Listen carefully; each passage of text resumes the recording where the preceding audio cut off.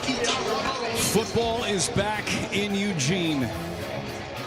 The first year in the Big Ten Conference, the Oregon Ducks celebrated a Big Ten championship.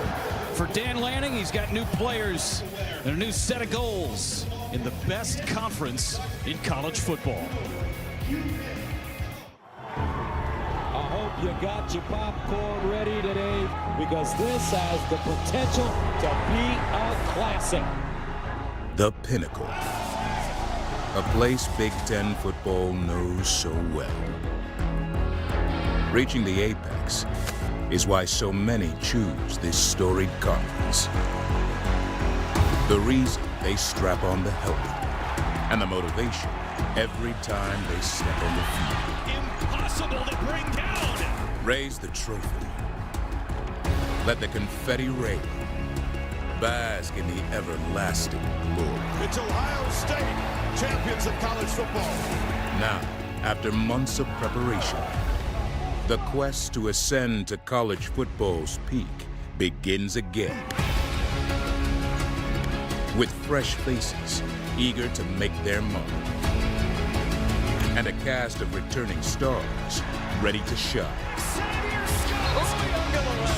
Oh, he one-handed it again! Their climb will be steep, wrought with adversity and triumph. Have yourself a night! But most things worth doing are. Touchdown! Off to the races! Welcome to the 2025 Big Ten football season. The Pinnacle awaits. Oh, as the Duck flies, Autzen Stadium. At a gorgeous day for football as the Oregon Ducks open up the 2025 college football season in Eugene. They welcome the Big Sky Conference champion Montana State Bobcats and the number 7 Oregon Ducks playing host as the Duck gets ready to bring the Ducks towards Autzen.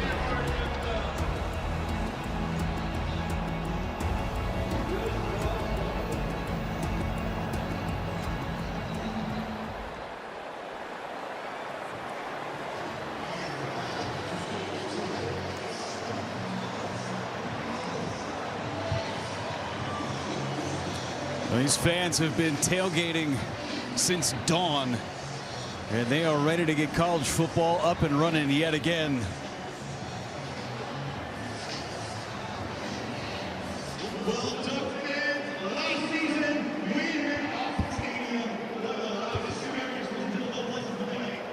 When we saw the mascot come on out, we saw him with out his head on. And either way, I'll tell you, these fans, they're ready to go again, as last season did not end the way that they wanted to in the Rose Bowl against Ohio State. They had the championship that they finished off against Penn State, an undefeated conference slate. They got a lot of new Ducks that they're dealing with in 2025.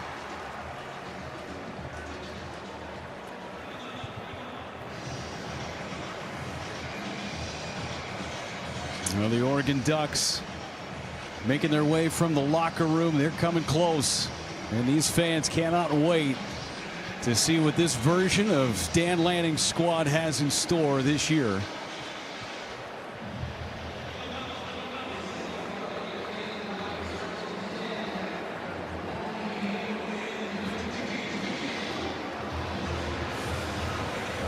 Opening day for everybody. It's great to be back on the Big Ten Network. Full slate of games early this morning. Got you covered in the midday. Go all the way through tonight as Montana State, the champs from the Big Sky Conference, lost in the national championship game against North Dakota State in the FCS championship. About ready to take the field here at Autzen. Just the second time that these two programs have met. The first time since the 1940s.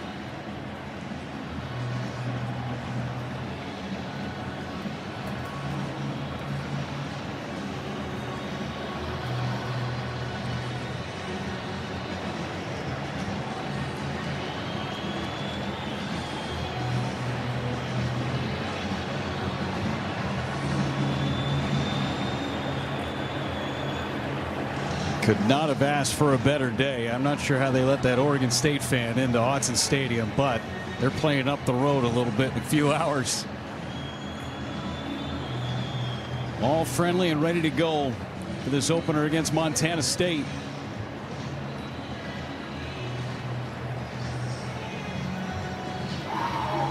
And the Bobcats making their way out onto the field.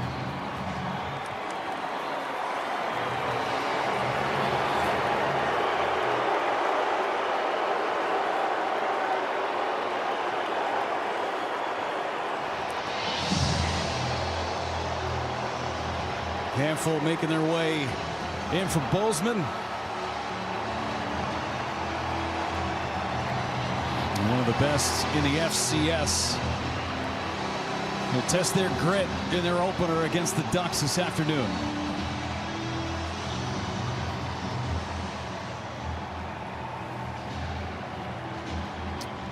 And the Oregon Ducks, led by their head coach Dan Lanning, making their way out onto Autzen.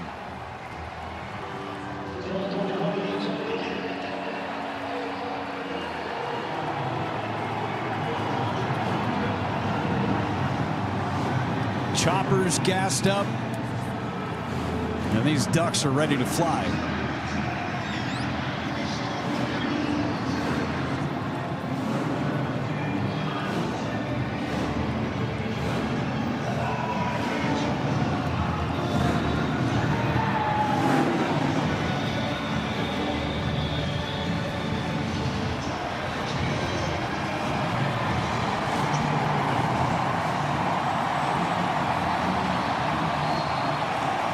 Through the smoke.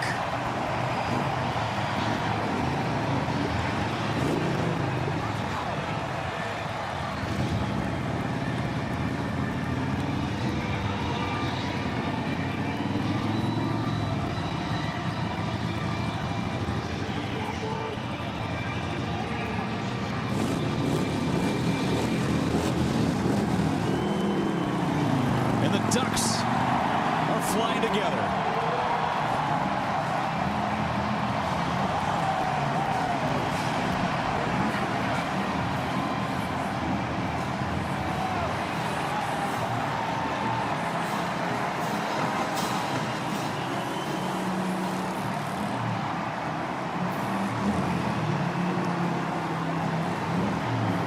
Could not have asked for a better day here in Eugene to get the college football season started for the Oregon Ducks.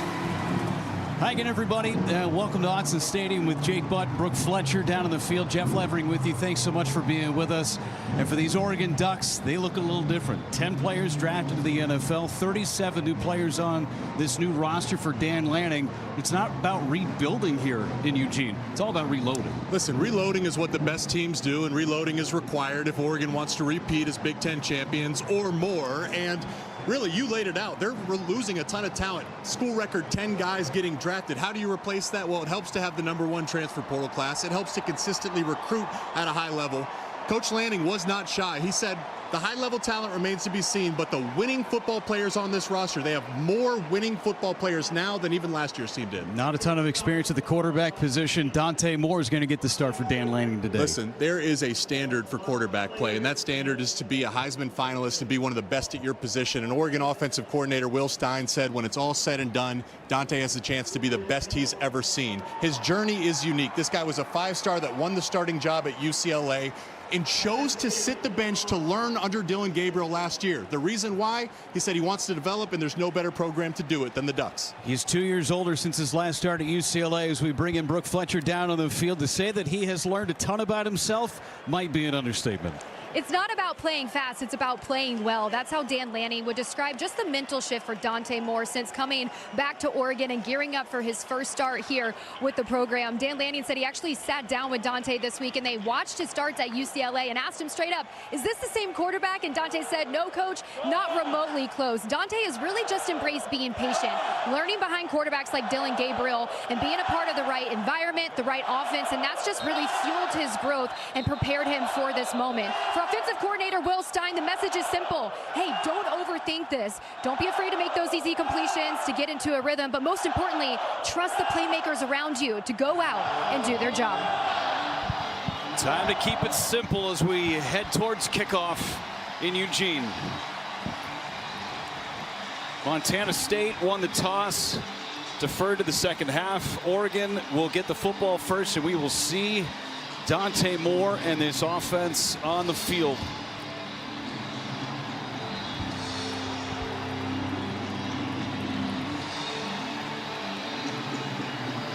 Colby Froker ready to kick it away for the Bobcats.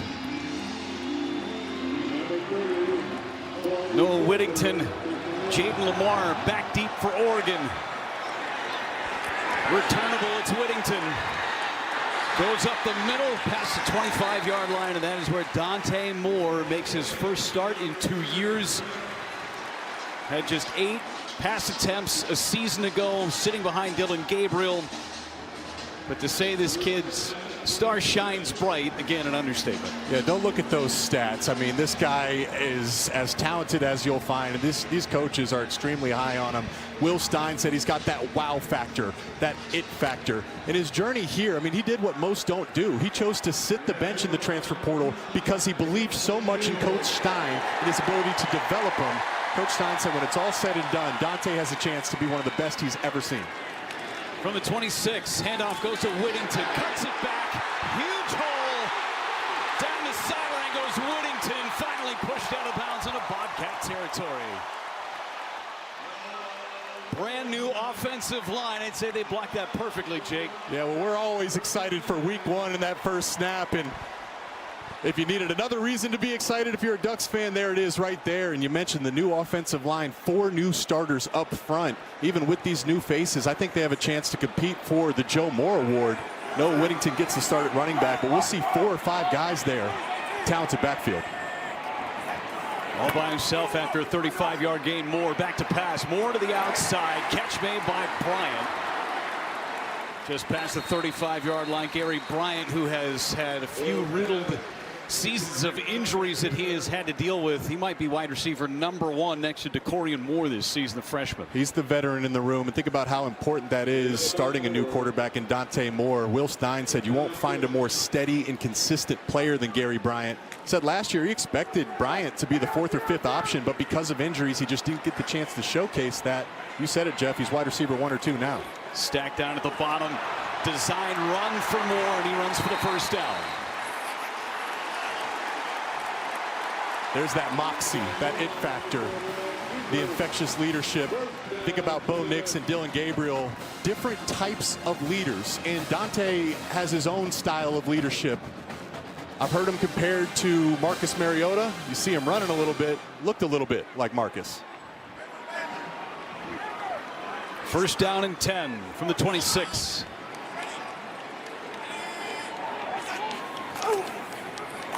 Moore hands it off up the middle. Another big run for the Ducks. Pickup of 8 on first down. Starters for the Ducks. Again, the skill positions very different. Kenyon Sadiq, one of the best tight ends that nobody talks about. They certainly will over the course of the year. Only one returner to that offensive line. That's Pancho up front. Lalaulu. Easy up. Move the chains for the Ducks defensively for Montana State. This defensive line is going to have their hands full, but I tell you, the defensive coordinator Sean Howe really loves this group. Yeah, and it's a good matchup, a fun matchup. The experience for Montana State is in the trenches. That's where they return their best players and their most experience, but there's a lot of youth in the secondary. So I'm interested to see the chess match. Of course, talking about Dante Moore getting his first start, some of these new faces at wide receiver. How often is Will Stein willing to test that new secondary for Montana State? Inside the red zone, Jaden Lamar is the setback. Lamar carries, bounces to the outside, to the corner. Lamar to the house.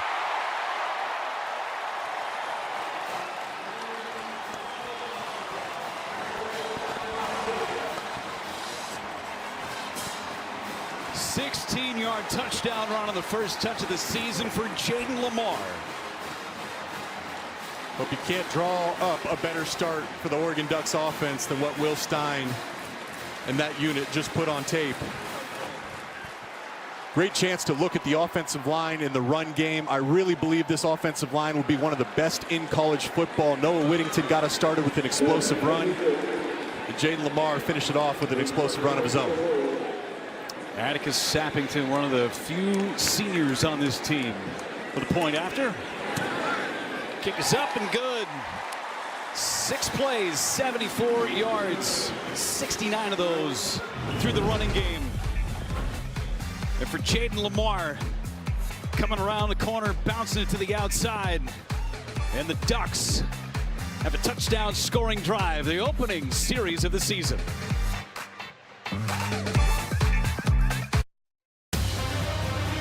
Football on the Big Ten Network is brought to you by Auto Owners Insurance.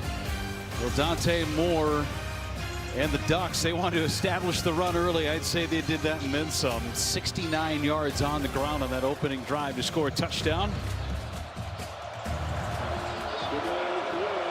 Will Stein and Dante Moore getting together to talk about what they can do on drive number 2. First, we'll see this Bobcat offense for the first time in 2025.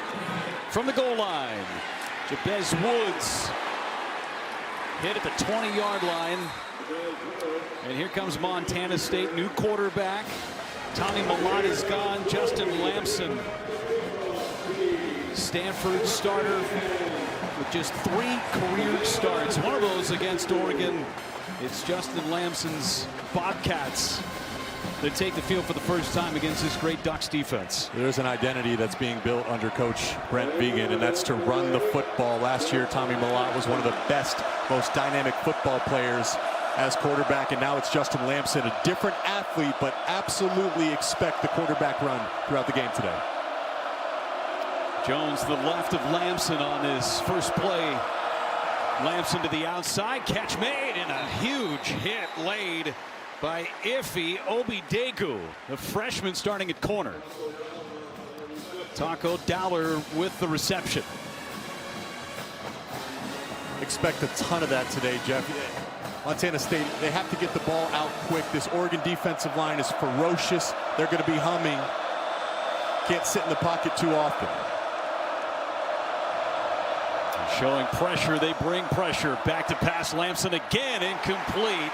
Obidegu again got his hand in there.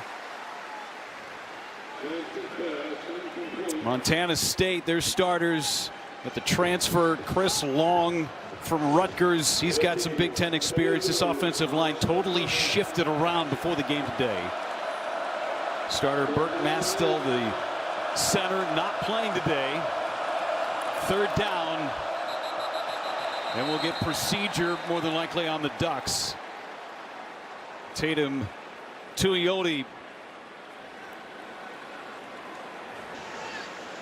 Offside, number 44 defense in the neutral zone, causing the offense to react.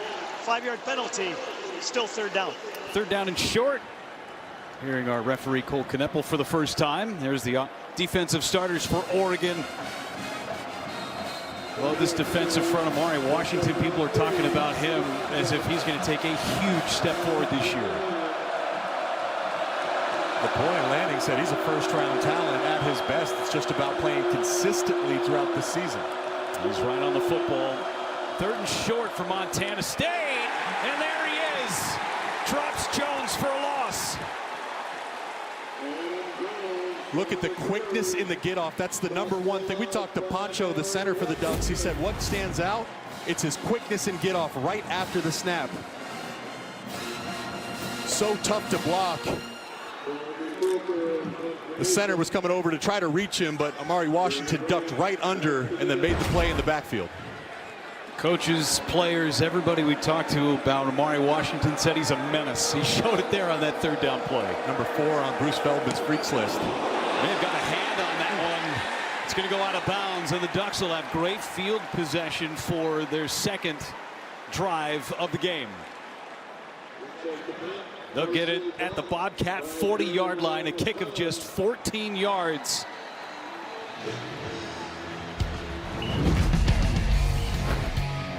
Get a hand on it.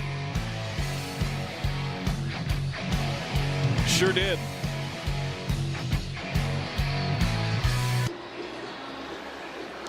$7-0 for the number 7 team in the country, the Oregon Ducks, and scoring on their opening drive, nothing new for Dan Lanning. 173 points scored on opening drives, the most in the FBS since 2022, as the Ducks get rolling at the 40. Well, Jeff, after such a successful drive running the football, a quick defensive stop and a blocked punt, now is a great time to take a shot. I'm going to have my eyes on Decorian Moore. He's right there in the bunch to the back of the slot. Moore's got it. On the toss, Moore to the outside. Moore cuts back in. First collegiate touch, and he gets a first down for the Ducks. Let's go to Chicago. Dave Revson with the studio update. All right, Jeff and Jake, number 2 Penn State has already forced 2 turnovers. They've turned them into 10 points. Nick Singleton, their first touchdown of the year, added a field goal after that of 10-0 on Nevada. Guys? 17-yard gain on the first touch in the career for Decorian Moore, first of many. Kid's electric. You saw it right there. What's new? Oregon with more dynamic weapons. Just keep churning them out. Whittington in the backfield. Whittington gets it. Again, a big cut and then a big hit and dropped. Taden Gray, the nickel corner, with the stop. Will Stein said, I mean, you think Oregon, you think spread offense, a ton of receivers, but he said it's forced him to adapt this offseason how deep they are at the running back and tight end position, mixing in new personnels and formations. It's going to be fun to watch. Might go 5 deep at running back, go to the outside, and a hit and a shed of Sadiq. Sadiq, touchdown! That's a big boy score for the Ducks.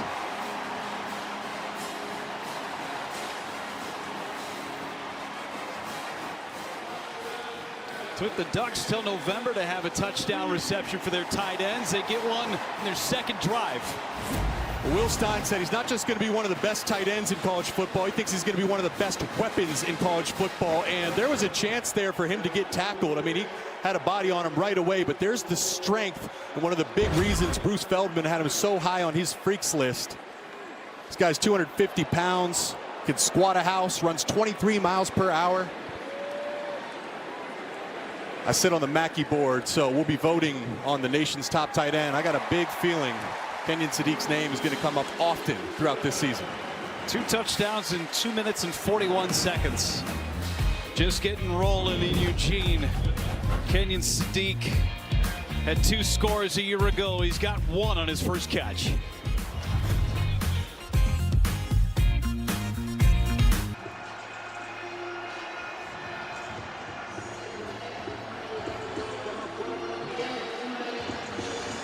Right now, first 1,000 fans will get $20 off a Big Ten Plus annual pass and get access to over 2,700 more events across the Big Ten this season. Scan the QR code on the screen or go to BigTenPlus.com. Make sure you enter 20OFF when selecting an annual pass at checkout. Take advantage of this offer. Fair catch called for. And let's go downstairs. Brooke Fletcher, more on the quarterback. Justin Lamson playing against a former Pac-12 opponent. Came against Oregon back in 2023 when he was at Stanford, and he said that experience really shaped him. At the time, he admitted he put too much pressure on himself just trying to do it all. But since then, he's learned as a quarterback you only can control so much. Don't press, just lead your team and do your job. But the biggest growth for him has been just learning to stay even keel. And now going up against Oregon again, he just feels like all those lessons have prepared him for this moment, guys. Thanks so much, Brooke. Bobcats with 3 and out on their first drive. Lamson hands it off. They try left side. Nothing there. Maybe a yard for Montana State. This defensive line is going to compete to be one of the best in the Big Ten Conference. And we've highlighted both trenches. Offensive line is great. Defensive line is great. I remember the questions were, how are the 4 West Coast teams going to adapt to the physicality of the Big Ten? I'll tell you what, Oregon is saying the rest of the conference has to adapt to them. Their trenches are as good as you'll find. Lamson design run and almost broke it loose. He's across the 30 to the 31-yard line. Tuioti on the tackle after a gain of 6. It's just so important for Montana State to win the first and second down so they get into these third and manageable situations where the run is available, the quarterback run is available. You do not want to be sitting back in the pocket and letting this D-line go in obvious pass rush situations. Had a 3rd and short on their opening drive. Amari Washington blew that up. Dowler, the motion man. Heat coming from the Ducks. Flag is out, incomplete pass. We'll check on the penalty.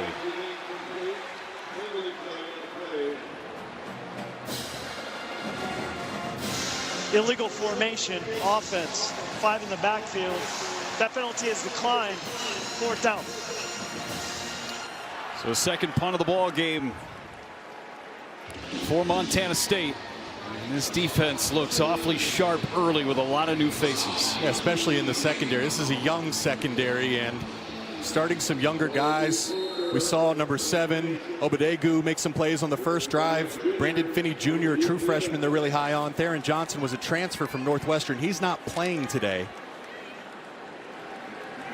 So there's youth in the back end, but so far they're passing the test. Gary Bryant back to receive the punt from Froker. Good punt this time around, sends Bryant back, catches it at the 15, trying to make a man miss. He'll be short of the 20. 53-yard kick and a flag down.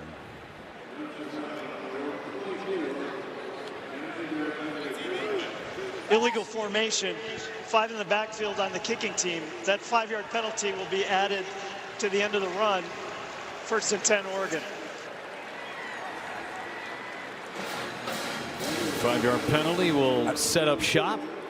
I think Lanning is asking them to re-kick, which is what most coaches Correction. do. Oregon is elected to replay 4th down from the previous spot. 5-yard penalty.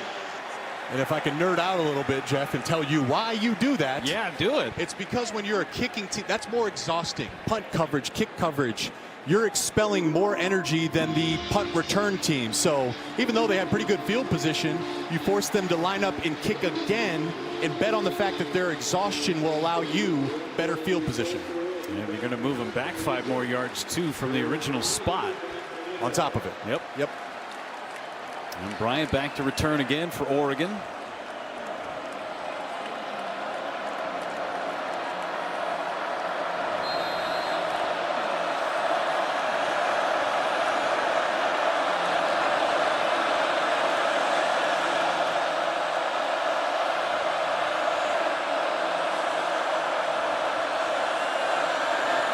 Brings some pressure. It's blocked by the Ducks.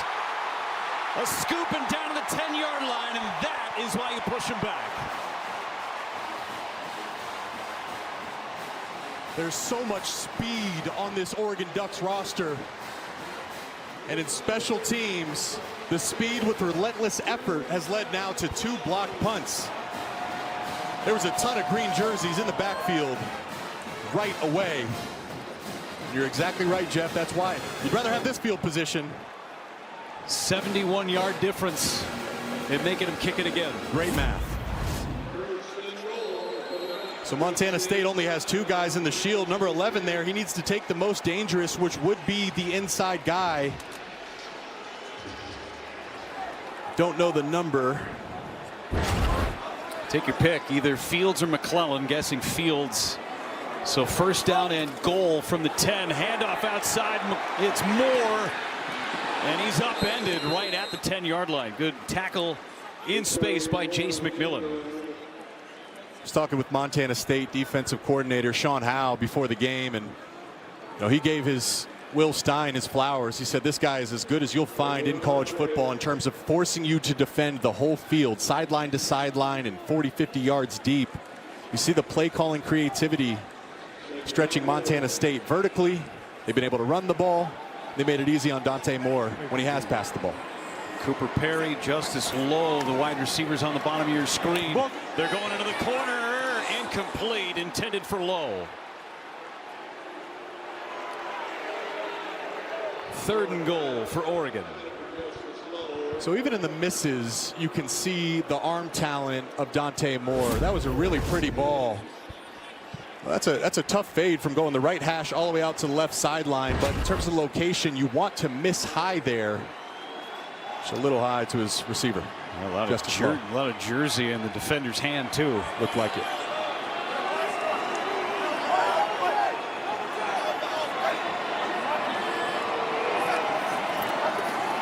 Moore to pass again.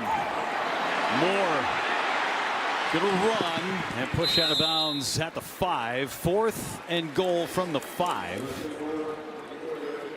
And you see what Dan Lanning wants to do. Looks like he's going to bring on the kicking unit and take his 3 points. I just love the decision from Dante Moore there too. Getting your first start here for the Oregon Ducks. It's opening weekend. I'm sure he's excited. But there's no need to force anything, no need to prove anything. It's good defense from Montana State, and Moore was just able to tuck it, run, and get out of bounds. It's that simplistic approach. Take what the defense gives you from 23 yards for Sappington. And he puts it through. 17-0 Oregon. Block punt leads to 3.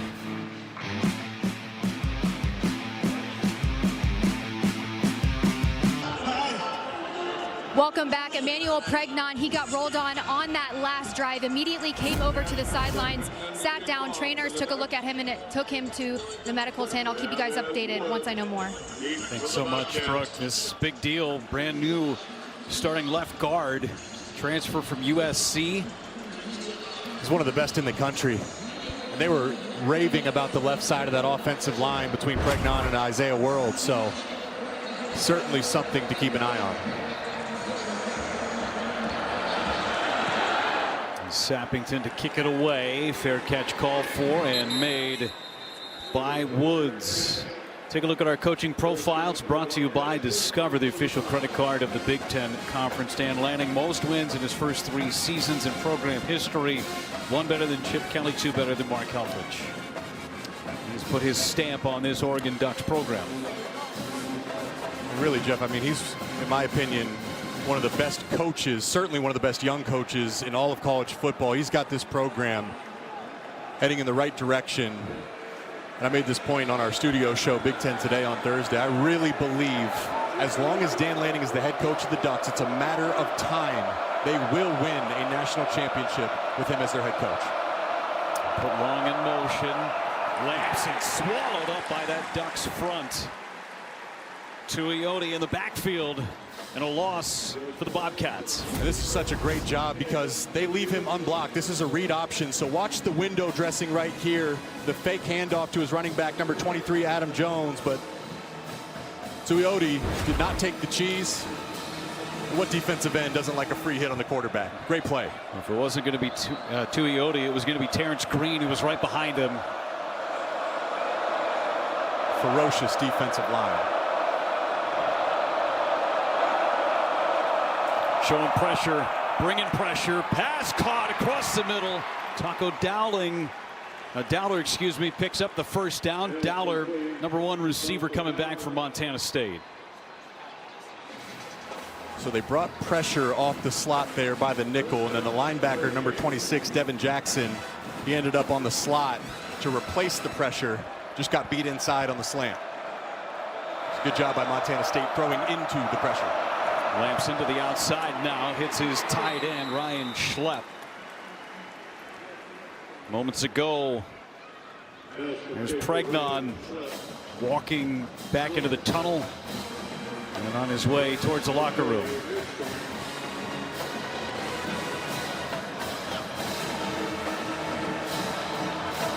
See how the Ducks adjust with their offensive line as Montana State has some momentum. Getting closer to midfield. Lampson across the middle, finds Dowler again, and he's across the 50 into Ducks territory. Another first down for Montana State. Dowler is the guy to watch. He's the key to this Montana State passing game. Had a productive season last year, just shy of 40 catches. The new offensive play caller, Pete Sturbick, said he wants to double that production this year. Dowler now with 3 catches, 27 yards. Led the team last year in yards. Team that finished second in the FCS, lost to North Dakota State in the national championship game. And a false start, right tackle. Cedric Jefferson jumped. False start, offense number 73. 5-yard penalty, still first down. They're really excited about number 73, Cedric Jefferson. They think he has a chance to be an NFL player one day. Extremely versatile, too. He's penciled in as the starting left tackle, but with the injury to the center today, slides over to the other side of the formation. That's just a tough penalty. Montana State finally getting some momentum, putting together a drive. It's hard enough to score on this Oregon defense. Even harder when you're going backwards. Dowler in motion. Dowler will get the handoff over the left side. Dowler then gets horse-collared down near the 40-yard line. Kingston Lopa brought him down. That's a lot of heat coming down from Lopa. And a nice block by the tight end, number 86, Hunter Province. Dowler had a real nice lane there, able to make up some of that yardage and get back into second and manageable. 2nd and 3 for the Bobcats. Jones in the backfield.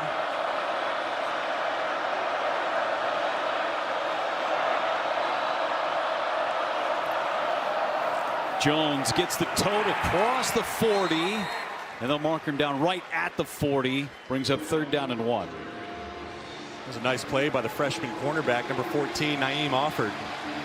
He came flying off the edge to make that hit. If you're Montana State, you got 2 chances here. If you don't get it, you can go for it on 4th down, which means I would say a shot is on the table. Oregon secondary have to be prepared. Amari Washington back on the field for Oregon's defense.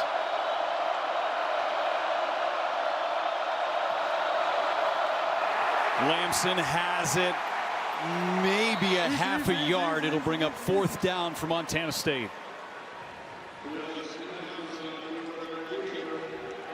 This is where Lamson really thrives, in the short yardage area. Got to imagine the offense is going to stay on the field. And that's exactly what Brent Vigen's going to do. Half a yard to go for the Bobcats. Under 2 minutes to go in this first quarter in Eugene.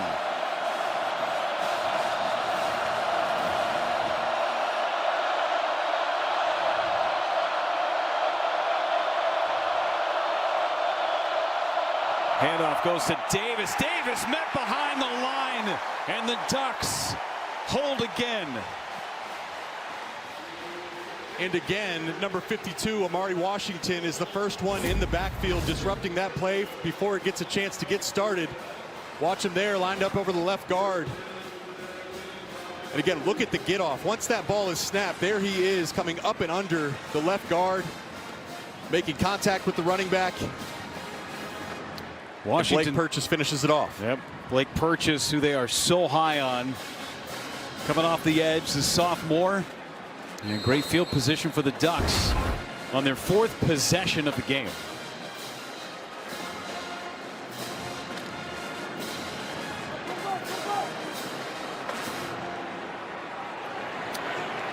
Kyle Casper at the bottom of your screen, a guy again that has had some injury issues.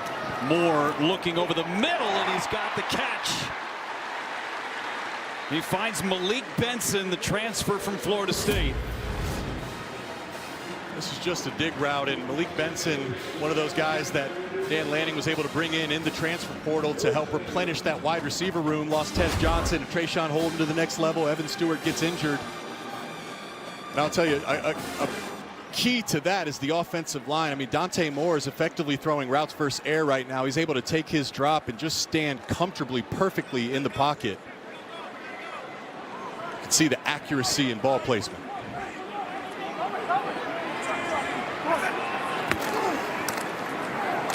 Moore's going to keep up the middle, upended. Mark him down at the 36 after a gain of 5. Caden Dowler, strong safety with the tackle. And we talked about Kellen Casper. He's down on the bottom of the formation. Big body, 6'6", 215. We saw him at the walkthrough yesterday. I said, wait, is this guy on the basketball team? Really long arms. He's going to be a big-time threat in jump ball situations. They target him.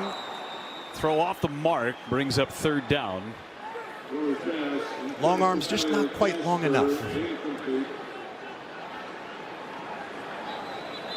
Clock stopped and a Montana State player down in the defensive Timeout backfield. for defensive injury.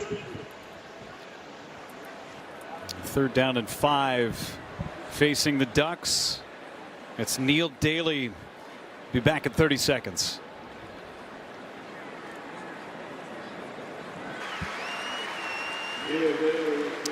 Daly making his way off the field for Montana State. Favoring that right arm.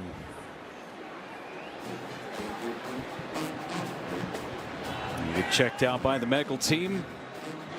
3rd down and 5 for Dante Moore and the Ducks.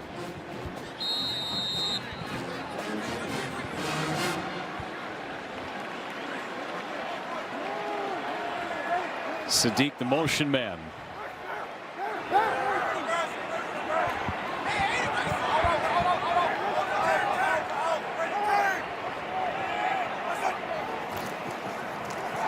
Whittington up the middle, across the 30, and a 1st down for Oregon.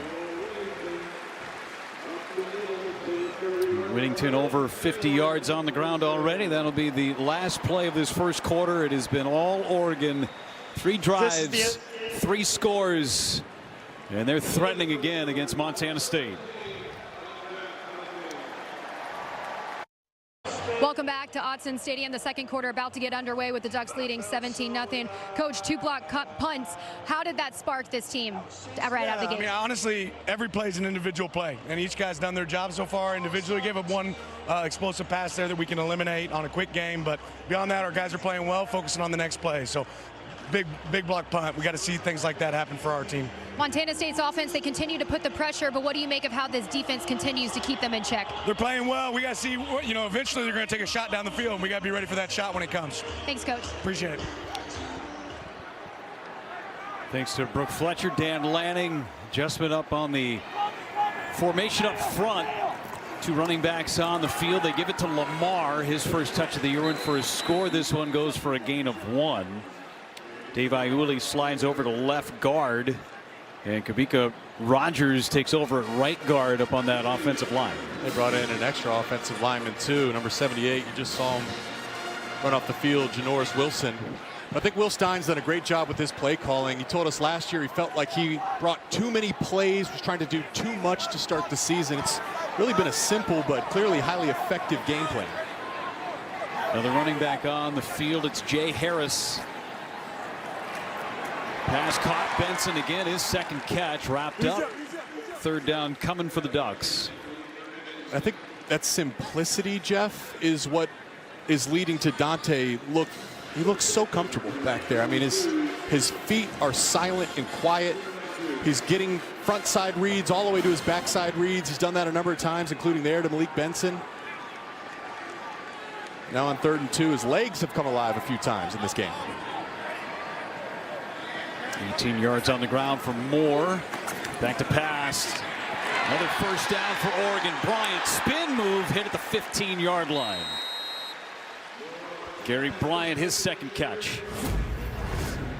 And listen, this play doesn't get started without the selflessness of your running back room. There's Jay Harris, number 22, stepping up as the linebacker blitzes right in his face. Bryce Grebe, 235-pound, running full speed through the A-gap. And you know, Dante looks comfortable in the pocket because of the protection. And that includes the running backs there. Great job by Jay Harris. Redshirt junior out of Northwest Missouri State, the transfer.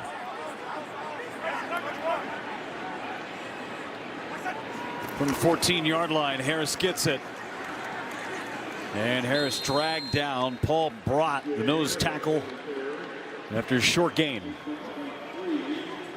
At some point, they are going to target big number 3 Kyle Casper. I told you he's 6'6". with long arms. Looks like a basketball player. Remember they threw the fade route to number 14, Justice Lowe. If I'm throwing a fade route, it's going to be down here to Kyle Casper.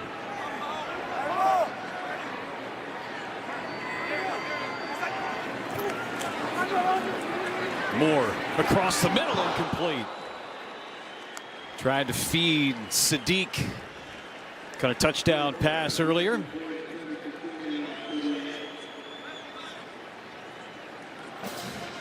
All right, 3rd and 8. I think if you can get a few yards here, I'd say there's 2 opportunities to get the first down, so you don't need to get all 8 yards. 2 of 3 so far on 3rd down for Oregon's offense. Once again, there's Casper. Look at the height difference between him and the defensive back down here. See if Dante Moore gives him a shot.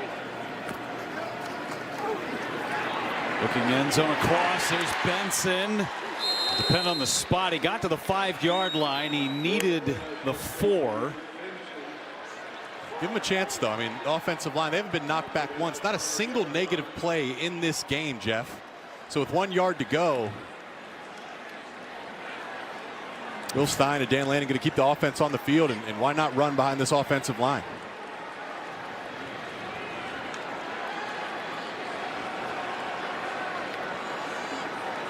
They've got 5 running backs at their disposal. They love the freshman Jordan Davison, and that's who is in the backfield behind Moore.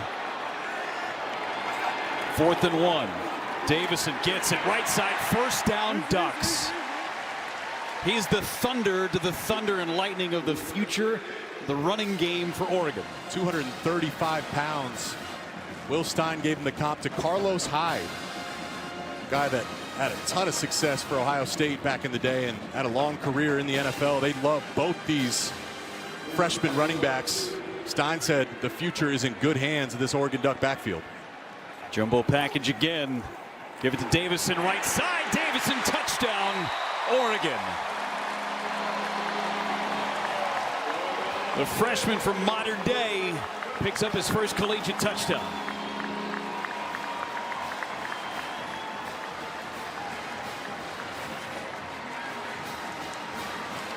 It's something simple, but the Oregon Ducks running back, we've seen each guy do it. You know, he bounced that to the outside, but the best backs, they don't bounce it right away. You got to press the hole. What Davidson did there is he pressed the hole vertically. That forced Montana State to commit, and then he bounced outside. So we talked about the size at 235, but the quickness in the jump cut to beat Montana State to the edge. 4 drives, 4 scores, but not 7 years ago. Methodical, almost 5.5 minutes on that drive, Jake. Well, it's week 1. Everyone's wondering, what's this new look Oregon Ducks offense going to look like? I'm sure Duck fans watching at home say, this looks pretty good. Looks good to Jordan Davidson. 24-0 Oregon. They have been a juggernaut. Well, tomorrow opening Spike Classic continues the Kohl Center in Madison. 2 marquee women's volleyball matchups. Wisconsin takes on Texas. Creighton against Kansas. Coverage begins 2 Eastern, 11 Pacific. The Big Ten Network and the Fox Sports app. Kick is away. It'll be a touchback. Take a look at our drive summary. It is brought to you by American Family Insurance. 4 drives, 4 scores, 3 touchdowns, and a field goal. Methodical, no negative plays, and just 1 play over 25 yards. Intentional, and Will Stein told us, I think we were wondering last year, you know, it was a slow start to the season with Idaho and Boise State, and it's shocking to think back how good this Oregon football team was, that they were allowing those teams to hang with them. Stein said part of that was on him. He had far too complex of a playbook. He trusted his guys to do everything, but that doesn't mean you need to have 150 plays. I'd be interested to see how many different plays Stein has called at this point. It's been a simple game plan. Hand off to Jones up the middle, brought down after a gain of 1. Purchase with the tackle. Sometimes simple is the best way to go, and there's a lot of eye candy with some of the things that the Oregon offense does, but in its core, very simple. That's the art of being a great play caller, though, is run simple plays but make it look complex. Dress it up with motions and shifts, but you want to stick to your bread and butter. Bear Alexander on the field, I should say. They go across the formation, and Dowler with another catch. Tackle made by Dalen Austin. Third down for Montana State. Dowler is a really, really good football player. He's proven it today against this Oregon Ducks defense. Let's keep an eye on him on third down here. If Lamson doesn't tuck it and run, I would say he's going to number 14, Dowler.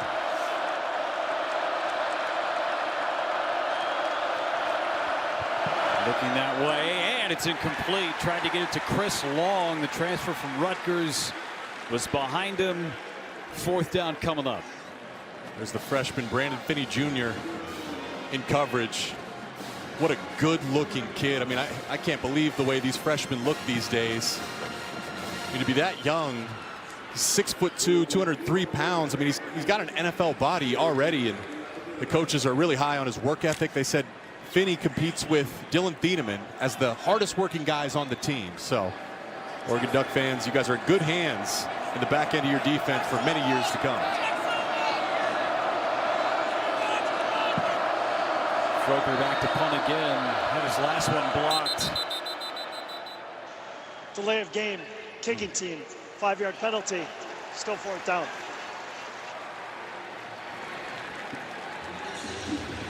Got to almost get into a safe punt type of formation at this point. Couple deflections. Jeremiah McClellan got his hand on that one. And on that one. He's a starting receiver. A redshirt last year. He's made 2 great special teams plays. And both blocks have come up the middle. Look at all those green jerseys. Bringing heat again. Almost got there again. Bryant on the return. Bryant up the sideline. Ball is out and out of bounds. It took an Oregon bounce at the 50-yard line. Offense back on the field. Another gorgeous day. Football in Autzen. Been tailgating all day long. The green and the yellow. The pomp and circumstance of opening day in Eugene.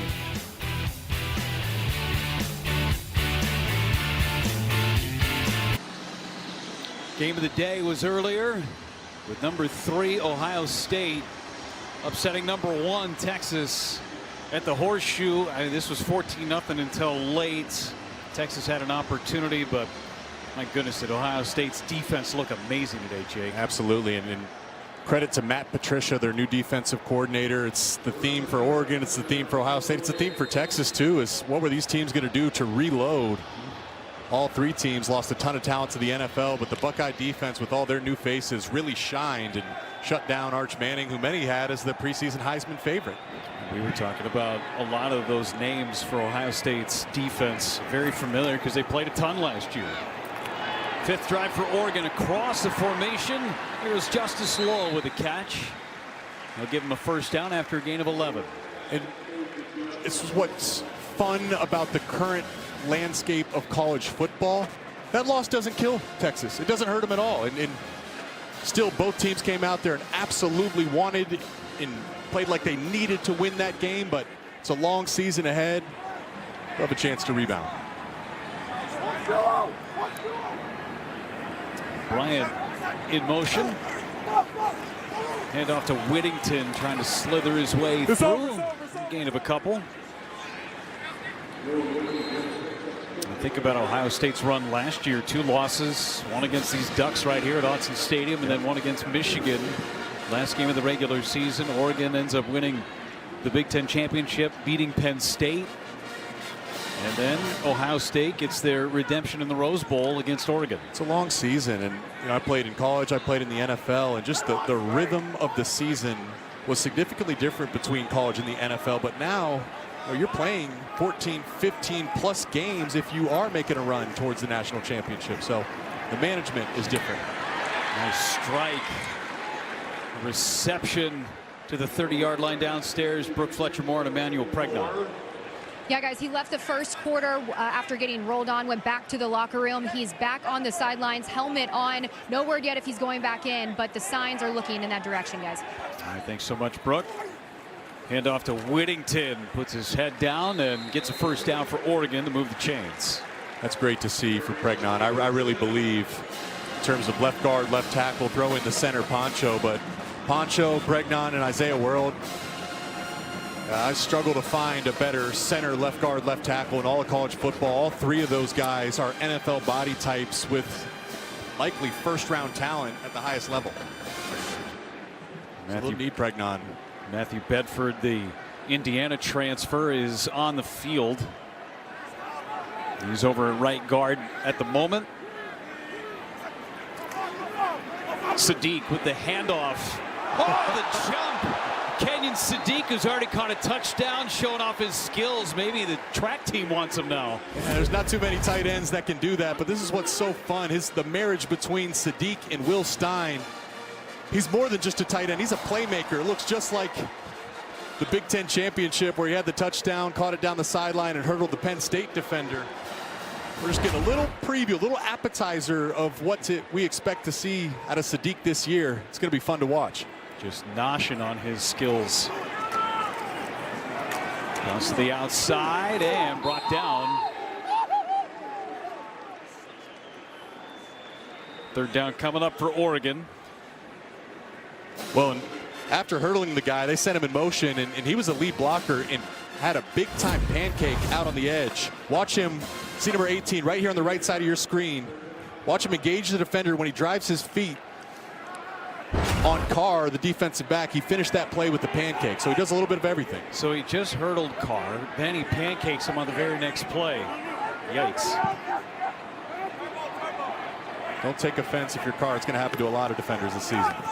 3rd and 6, outside pass. Made a man move, that's Moore. Moore tried to hurdle, and he's out of bounds at the 10-yard line. DeCorian Moore, his second catch of the drive. Talk about the weapons. We saw Sadiq. Here comes DeCorian Moore, and we've seen him make a number of plays this game. Get used to seeing that. There's going to be a ton of that throughout his career. What a fun start to his career here at Oregon for the freshman. He's carried the ball once. He's caught a couple of balls now in this first half. Jaden Lamar to the left side of Moore. 5th trip to the red zone for Oregon. Lamar gets it again and knifed down just shy of the 5-yard line. You know, there's comparisons, DeCorian Moore to Jeremiah Smith. I get it, they're both 5 stars. Jeremiah Smith had a great start to his career last year at Ohio State as a freshman, but really they're different players to me. Jeremiah Smith is more of a physically imposing talent, almost like a Julio Jones. And Will Stein compared DeCorian Moore to Garrett Wilson, the former Ohio State wide receiver, 10th pick to the New York Jets. Will Stein coached Wilson back in high school. So pretty high praise for DeCorian Moore. Lake Travis High School down in Texas. Handoff, Whittington. Whittington just short of the goal line. 3rd down and goal for the Ducks. Once again, Sadiq leading the way. He'll be moved all over the formation for this Ducks offense. Going fast, Whittington in the backfield again. Whittington's got it, and he's in. Touchdown, Ducks.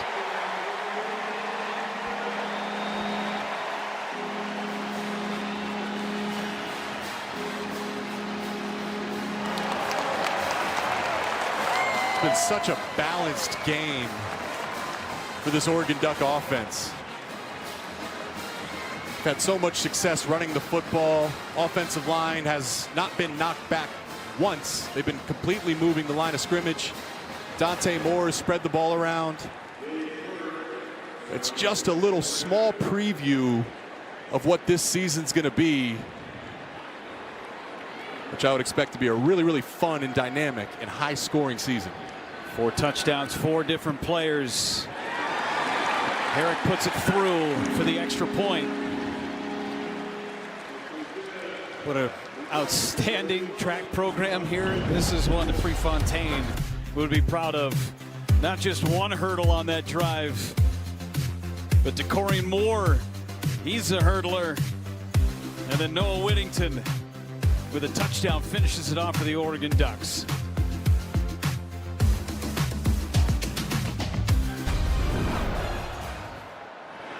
Gage Herrick kicks it away and into the end zone. Another touchback, and Montana State goes back on offense. Our team comparison sponsored by Safe Lights. Average field position, Jake, it has been dominated by the Ducks. A couple of block punts, almost starting at midfield. It's a complete game, and the field position is a credit, to your point, to the defense and then the special teams, and then the offense has been able to take complete advantage of all those opportunities. You see if Montana State can put something together. They've only had 2 first downs in this game. Came on the same drive. But Julius Davis in motion. Lamson back to pass. And they get Dowler again across the middle of the field, and he's pushed out of bounds. That's the 3rd first down of the game. Obidegu pushed him out. Gain of 16. If you're Tosh LaPointe, if you're Oregon, have to know where number 14 Dowler is at all times. If you could shut him down, I mean, there's really been no other offense for Montana State. That time he was left completely free on the shallow cross.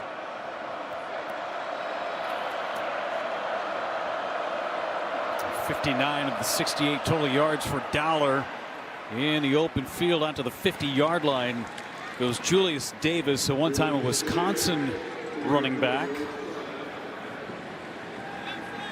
Second year at Montana State.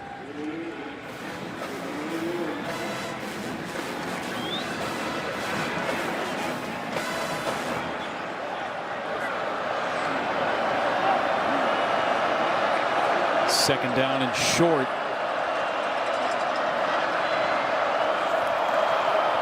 Lamson to the outside. Dowler again with a catch and a first down for Montana State. Pitch and catch, that's what Montana State has to do. Last year, and really for the last 3 years, a team that has averaged almost 300 yards rushing a game. Might see some more downfield passing from this offense as they move forward over the course of the season. That's what they're hoping for, at least with Lamson at the quarterback position. It's a team and a program that loves to run, with 3,000-yard rushers a year ago. And we'll get motion from Montana State. False start offense, number 89. 5-yard penalty, still first down. Rocky Lencioni, freshman. That's the 3rd or 4th time that's happened, right, Jeff? Montana State gets a little momentum. They're putting a drive together, and then it's a false start or a delay game. 4th pre-snap penalty on the day, and they've all come at tough times.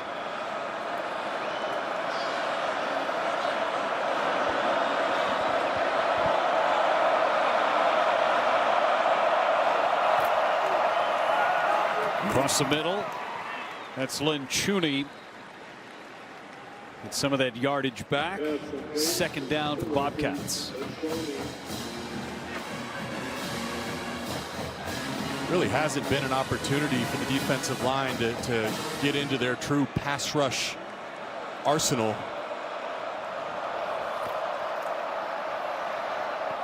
Across the middle, nice one-handed catch by Dowler. Ball is out, but it goes out of bounds.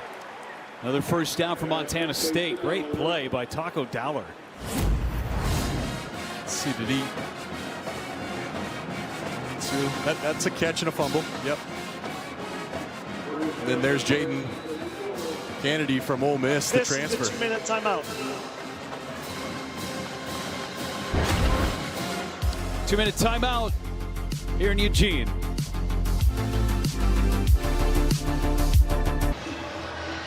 Now, former Purdue star Dylan Thieneman going out west to Oregon.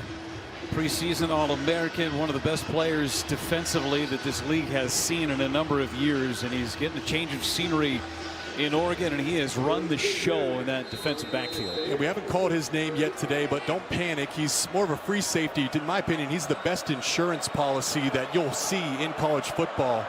Here he is lined up in the defensive backfield. He's the last line of defense. Montana State really hasn't gotten to the last line of defense. 1st and 10 to the outside, incomplete. Looking for Jabez Woods. Coverage from the freshman safety Aaron Flowers. Big fan of Aaron Flowers' defensive group. Tosh LaPointe just gushing about Flowers between him and Kingston Lopa. They're high on Peyton Woodyard. Really, I mean, that's kind of a theme for Dan Lanning. He feels like they have more than 11 starters. So Dan Lanning was talking about just so much depth. Lost 10 guys in the NFL draft, but depth-wise, this team may be more talented. Another incompletion. Looking the way of Ryan King. That was interesting, wasn't it? I mean, you think about how successful they were last year. 10 guys, school record to the NFL draft, and Lanning says, to me, I took that as he doesn't know the high-level talent. Maybe they don't have 10 selected this year, but he felt they had a larger quantity, to your point, more depth of winning football players. The floor was not as quote-unquote low. Yes. It's a credit to recruiting and the transfer portal. 3rd and 10.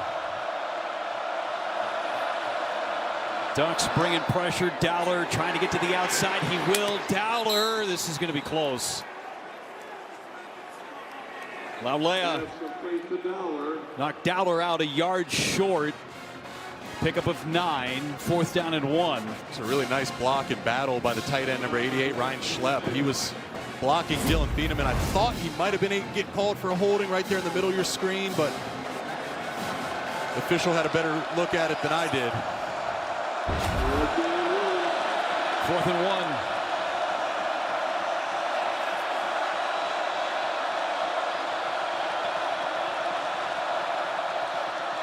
Hand off to Jones. Jones trying to slither through. It should say Lamson held on. It was a great play. Fake me out. So Lamson picks up the 1st down. Montana State moves the chains. That's what Lamson brings to the table. You think about all his rushing touchdowns. Really, all of them came within 4 yards. So he's more that power runner, completely different from their quarterback last year, Tommy Mellott. 8 rushing touchdowns with Stanford. 13 in his career. Lamson in trouble. He goes down. Mateo Uiagalelei, his 1st of the year. First of many. Timeout, Oregon. 1st charge of the half. New shoe needs to be put on. Step away for 30.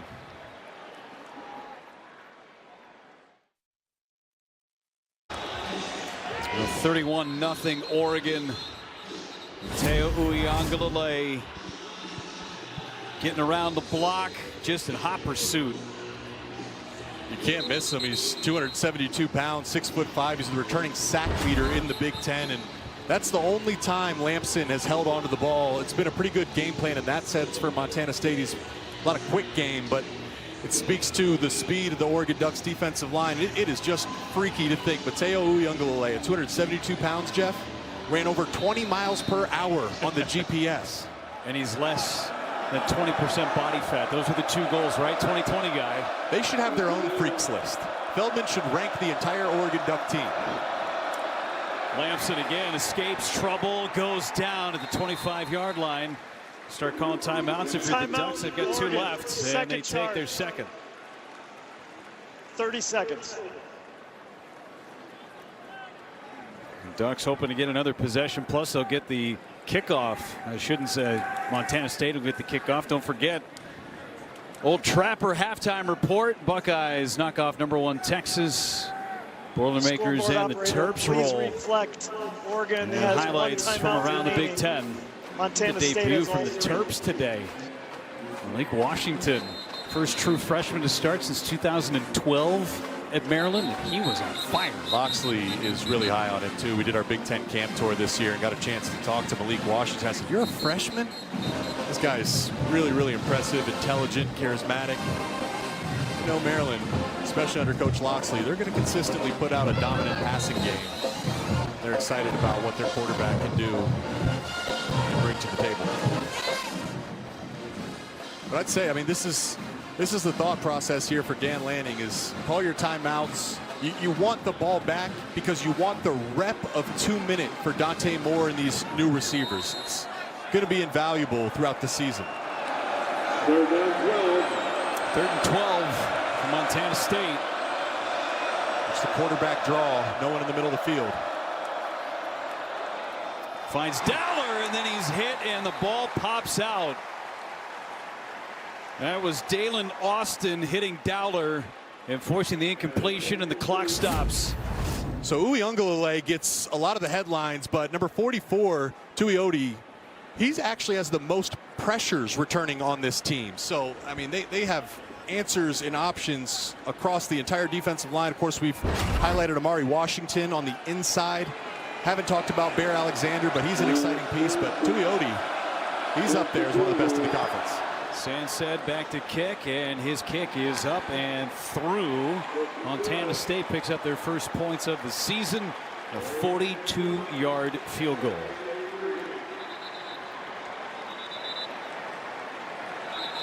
Big Ten Plus gives you more.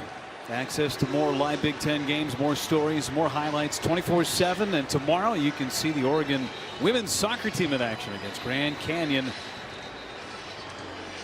Download the Big Ten Plus app today. It's always game on.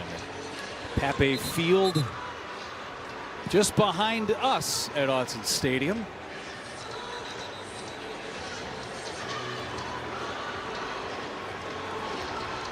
Let's see what the Ducks do with 1:03 left and one timeout.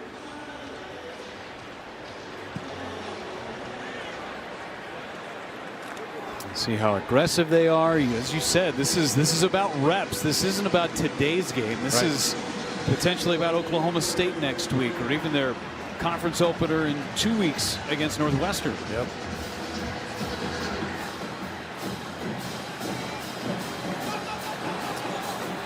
On the return, past the 30-yard line. You got the field position. De'Aaron Hill was on the return.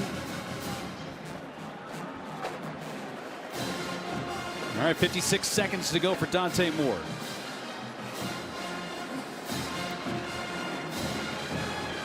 He's looked at Malik Benson a number of times today from Florida State.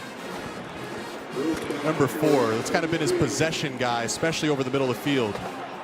Be down here at the bottom of your screen.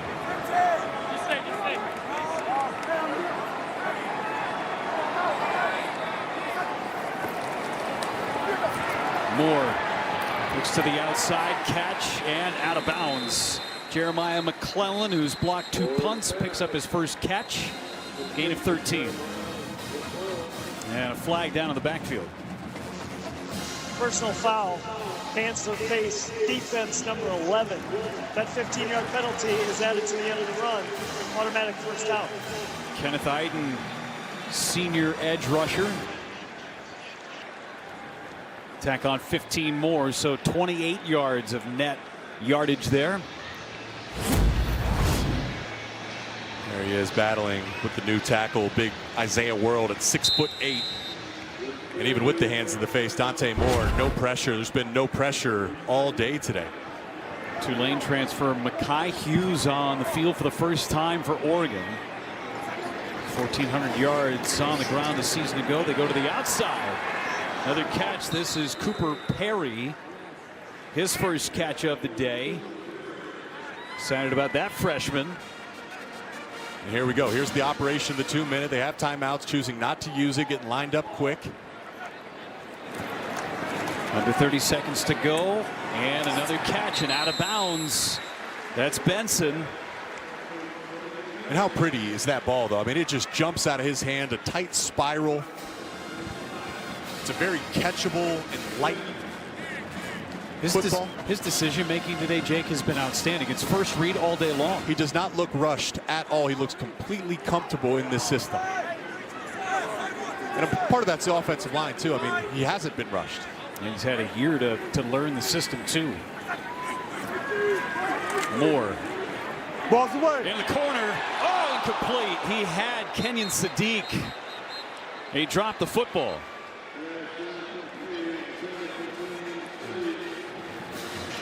Sideline warning, Oregon. That's our first of the game. There's no yardage penalty assessed. Oh, man, what a missed opportunity. That's a beautiful scheme by Will Stein. They sent, I think it was Mekhi Hughes in motion and faked the screen to Hughes and faked the screen to Cooper Perry. And there was Sadiq behind the defense. Not something you see too often. He's got pretty trusty hands. Perfect pass from Moore.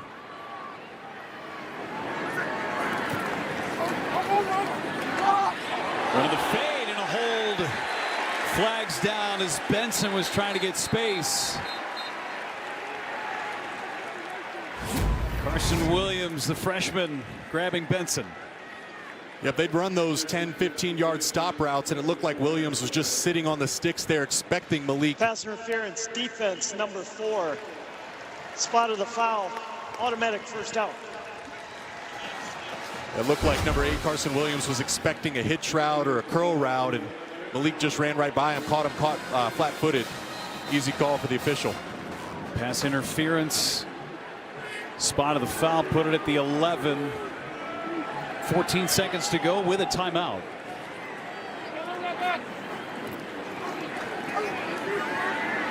Moore flushed out and incomplete, too tall.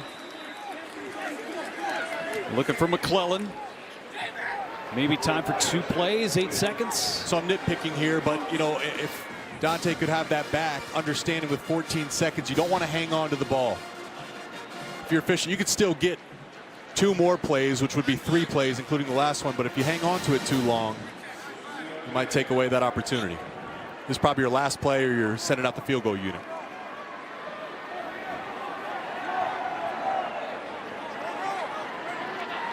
Look at Kenyon Sadiq here to the left. Moore.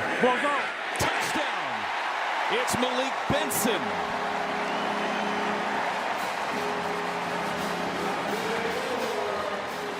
I just love Will Stein's offense. It's the scheme. What he did to open that post route for Malik Benson makes it easy on his quarterback, Dante Moore. I told you to look out for Sadiq. He was running the post route that occupied the safety.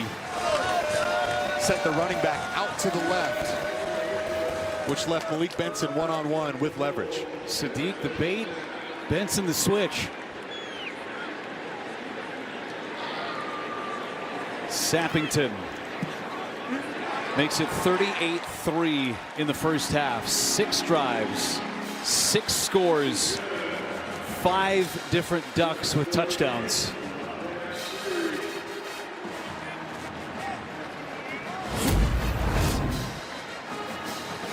Let's just enjoy the beauty of Dante Moore throwing the football. You know, there's been some good quarterbacks that have come through Oregon, and Will Stein has coached some good ones. I mean, you talk about just most recently Dylan Gabriel and Bo Nix, Heisman finalists. Bo, a first-round pick, one of the more talented quarterbacks in the NFL, and Coach Stein, he looked us dead in the eye, Jeff, and he said, when it's all said and done, I believe Dante Moore has a chance to be the best I've ever seen. Such high praise, and you think about the experience that Will Stein has dealt with in his 3 years.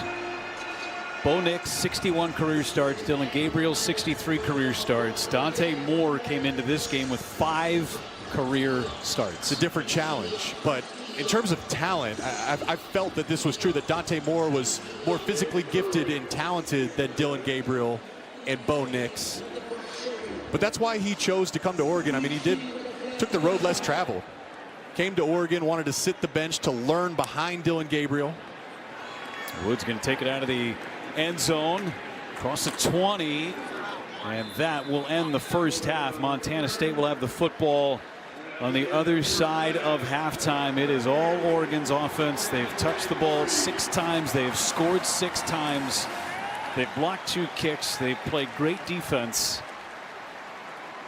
They've got 1 more half to go against Montana State, but it's been all Ducks so far this afternoon.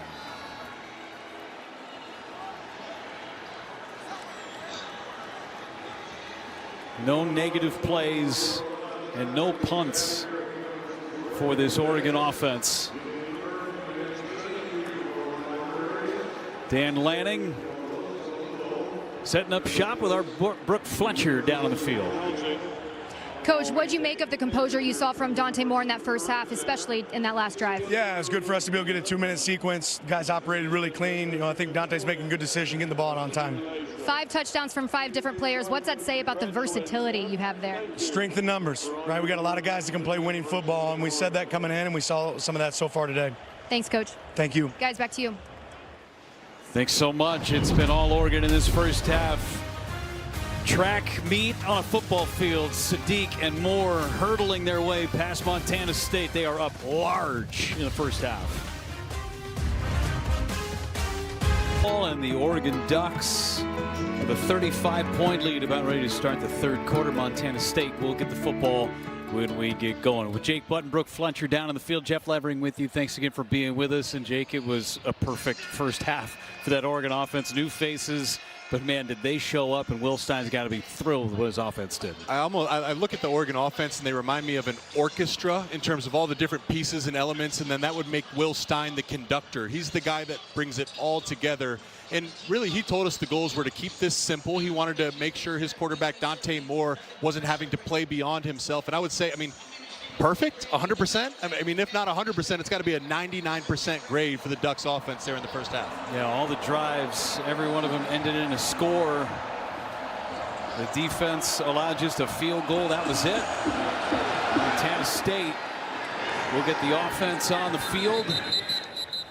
His defense with a lot of new faces too, but Mateo Uiagalelei is one of the carryovers. Go downstairs, Brooke Fletcher with more on Mateo. Defensive coordinator Tosh Lupoy said the edge position used to be a growing pain for this group, but now has become one of their strengths. And you can attest that too. Some of their veteran presence, like Mateo Uiagalelei, like you said, Jeff, who had a great first half with that sack. Mateo put on 10 pounds from last season to this season, and a big part of his game, he said, I want to be more physical against the run game, and I want to maintain that relentless mentality. That's what I want to bring this season. I would say he's off to a good start. Wouldn't you say? Absolutely, and I think it's important to note, too, what used to be a thorn in their spine. Of all the transfer portal additions, they've never taken a transfer edge since Dan Lanning got here. Nice catch. And a first down for Montana State. Chris Long pulled it in. There was some pressure on that catch. A gain of 16 for Long. The Rutgers transfer. I guess that's what's an interesting piece about Montana State when you think about the transfer portal. You know, Montana State being such a successful program, they do lose guys to the next level, but they also get guys that maybe get buried on the depth chart. Chris Long was one of those guys at Rutgers and now gets a chance to be one of the featured pieces for this Montana State offense. 16-yard game match is their longest of the game for the Bobcats.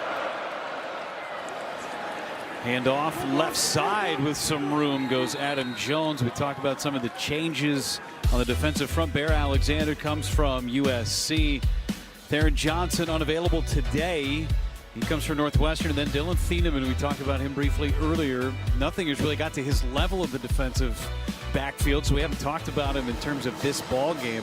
Those are some of the stars, the guys that were here last year. Now they take center stage. It's usually a good thing when you're free safety, you're not calling his name a ton. Another handoff, almost to midfield. But we'll be calling Dylan Thieneman's name a ton throughout this season.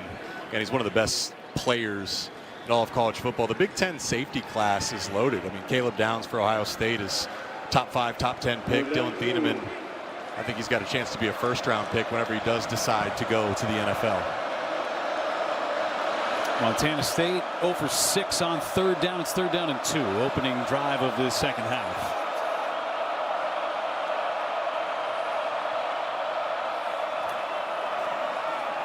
Lamson. And it's going to be a first down. The hit was by Aaron Flowers, but just enough to pick up the first down and move the chains.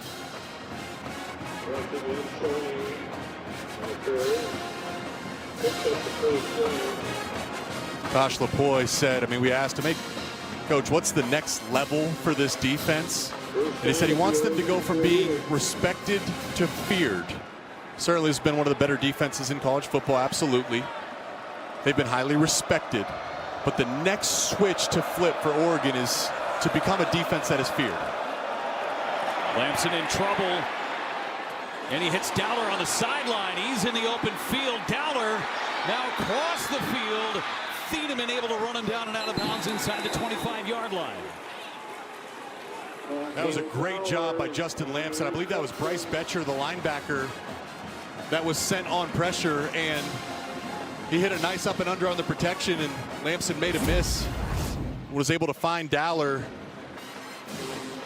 over top of the zone defender there. That's Jerry Mixon, number 54, the linebacker. Dowler went down hard.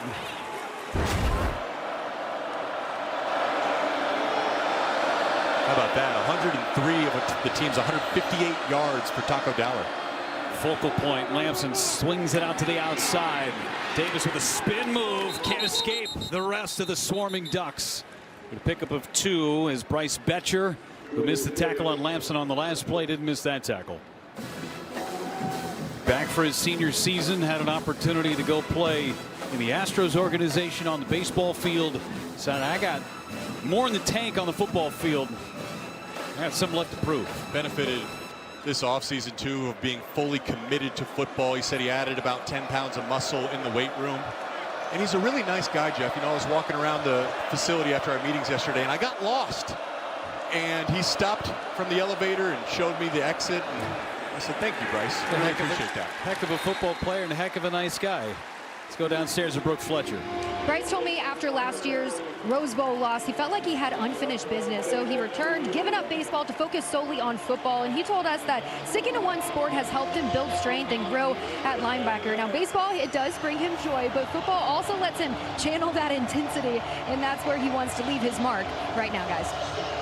Thanks, Brooke. And the Astros still own his rights for 5 years. So if he decides the NFL is not going to work out for him, he can go back to baseball. He's got 5 years to do it. The boy thinks he's an NFL linebacker, though, if he stays committed to it. Or has a chance to be, at least. 3rd and 10. Batted away. I think that was Uyunglele off the edge, just working a bull rush.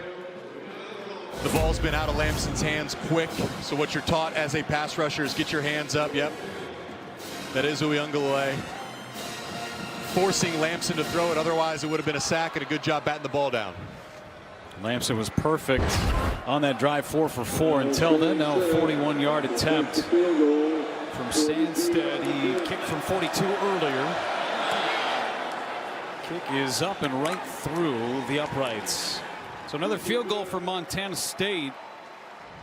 Good opening drive for the Bobcats. Oregon back on offense when we come back.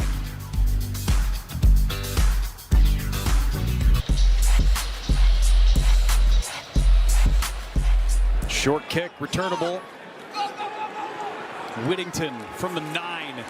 Whittington upended right at the 30-yard line. Jake, we can't go any further without talking tight ends. So let's talk tight ends. I've been waiting on it, Jeff. And listen, there's some talented tight ends in the Big Ten, and Kenyon Sadiq is one of the best. I have him as my number 2 tight end right now. Max Clare a little bit more proven, but this is a fluid list we're going to talk about throughout the season. And I think what makes Sadiq so special is he's more than just a tight end. He's really not a traditional tight end. I mean, we saw him take a handoff in the first half. He's hurdling guys, standing straight up. He's really just a true weapon. And Will Stein said one of the best weapons in all of college football, in his opinion. Malik Hughes opens up in the backfield. Sling it to the outside for Bryant. Bryant out to the 34-yard line. Sadiq had a touchdown catch in that first half. So we've seen a little bit of everything. Look at the strength right there. I mean, he's getting hit right after catching the ball, but he shows the strong hands. I mean, this guy is jacked. He looks like a complete action figure. Defensive backs are going to have a hard time trying to bring him down, but then you see the finesse. He's hurdled a couple guys, too. He can do truly everything. DeCorian Moore was near the first down and then wrapped up by 3 different Bobcats. We'll see where progress takes him. I'd add too, Sadiq. He's had a number of pancake blocks. I mean, he really is a complete tight end at 250 pounds. How about that, Jeff? Freak numbers, man. He's a freak amongst freaks. 41.5-inch vertical, 435 bench press. That's unheard of. Those are like NBA type numbers. I want to know who the other 10 guys are that are ahead of him on that list from Bruce Feldman. Moore dumps it down. Ooh, big hit. And surviving the hit was Mekhi Hughes. I mean, this is insane. He benches 435, runs 23 miles an hour, jumps 41.5 inches. I mean, what can't he do? That's pretty much nothing. Dan Lanning spent about 2 or 3 minutes talking specifically about Sadiq at the Big Ten Media Days this year. I mean, he's their leading returning pass catcher. And I mean, Will Stein he said he felt guilty last year. He thought he should have featured Sadiq much more. But he said that will not be a mistake that gets made this year. Got Terrence Ferguson in front of him, a draft selection as Hughes gets just past the 45-yard line. Third down for the Ducks. It's a guy we barely saw in the first half, Mekhi Hughes, big-time transfer from Tulane. The nation's leading returner. 1,400 yards for him a year ago. He scored 15 touchdowns. He can catch the ball, too, out of the backfield. He's one of the best running backs in the country. He has nearly 2,000 career yards after contact. I just think it speaks to the depth of this Ducks running back room that he's not getting a ton of carries. Moore dumps it down to him again. Flag is out. And Hughes has a first down for the time being, but we'll check on the penalty. Did a great job fighting to get the first down there, assuming this is a penalty on Oregon.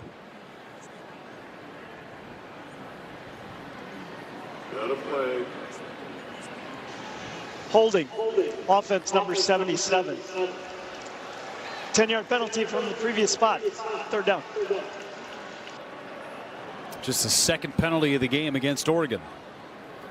That's Matthew Bedford, the guard. Remember, there's been some shuffling when their starting left guard, Emmanuel Pregnon, went down with injury in the first half. So now it's 3rd and 15. Let's see what Will Stein dials up if he wants to try to push the ball down the field and go for the first down. Bedford, the Indiana transfer. Watch this pressure here. These two guys look like they may be coming off the edge. Dante Moore sees it, and he's adjusting the protection. Bring a couple. Good call, Jake. Go across the middle. Catch made. Still on his feet. That's the running back. Now in the open field is Jay Harris. Inside the 15-yard line. That's a veteran job, a great job by your quarterback, Dante Moore. He's messing with the snap count. He gets Montana State to show their hand. That allowed him to adjust the protection. They picked up the blitz, and all of a sudden, Jay Harris is working on nobody. Nice route by the running back there. Dante hits him for a big explosive. 50 yards to Harris. Now Bryant survives the hit and scores. Gary Bryant finds the end zone.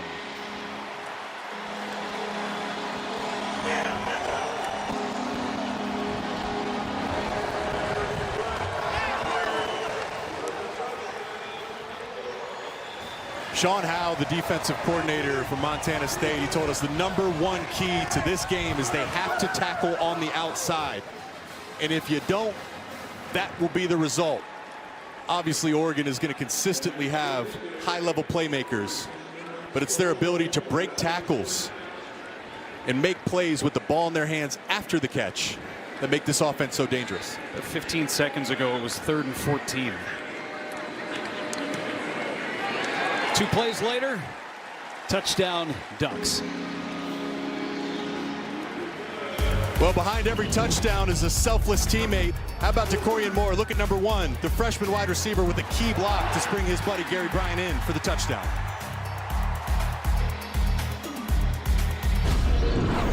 Gage Hurrick to kick it away for the Ducks. And another touchback. 9 different receivers catching football today from Dante Moore. Your old buddy, Ross Douglas, the wide receiver coach now in Oregon. Yeah, I can vouch for him. Someone needs to be the leader.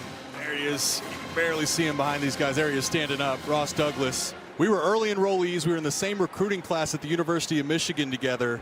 I'm 30, so he's in his early 30s, one of the rising, ascending coaches in college football.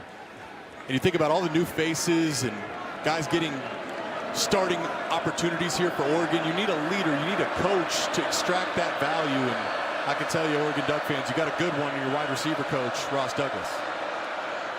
Handoff goes to Jones, and he goes nowhere. Tuioti with the stop. Brooke Fletcher's got more on Ross Douglas. Yeah, guys, I'm loving the intensity that I'm seeing from him right now. As soon as the offense came off the field, he went right into his wide receivers and said, hey, we can't make these mistakes. You look at the score and you look at the success this offense has, but they're using this as a learning experience. He's not letting up here. He's making sure his wide receivers and keeping them in check. We've seen a great balanced offense from Oregon today.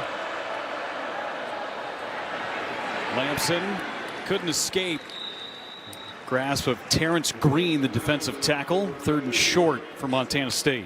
To go back to Ross, I mean, the infinite energy, that does sound fitting from everything I know. And I asked him yesterday, how do you get your wide receivers to block? He said, listen, quite simply, if you do not block in the wide receiver, you will not play. And DeCorian Moore has made a number of plays catching the ball today, but he had the key block on Gary Bryant Jr.'s touchdown on that last drive. I will say, you're a heck of a tour guide. You were taking Ross's family around, showing the booth and the truck. Way to go, Jake. Yeah, Mr. and Mrs. Douglas.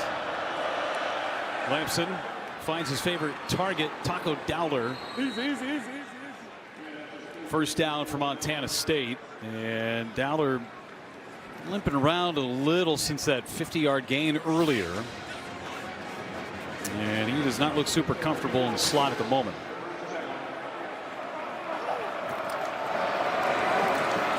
Hand off again to Jones. Slithers through for a couple. Give one more shout out to the Douglas family here too. Ross has a beautiful young baby boy named Ross Jr. So it was good to see his dad Robert and his mother Denise. Again, we kind of became friends when we were like 17, 18 years old. Think about how much changes from when you're 18 to when you're 30. But that's the relationships and the beauty of the game of football bringing us together. Oh, you're so young, Jake. Like a spring chicken.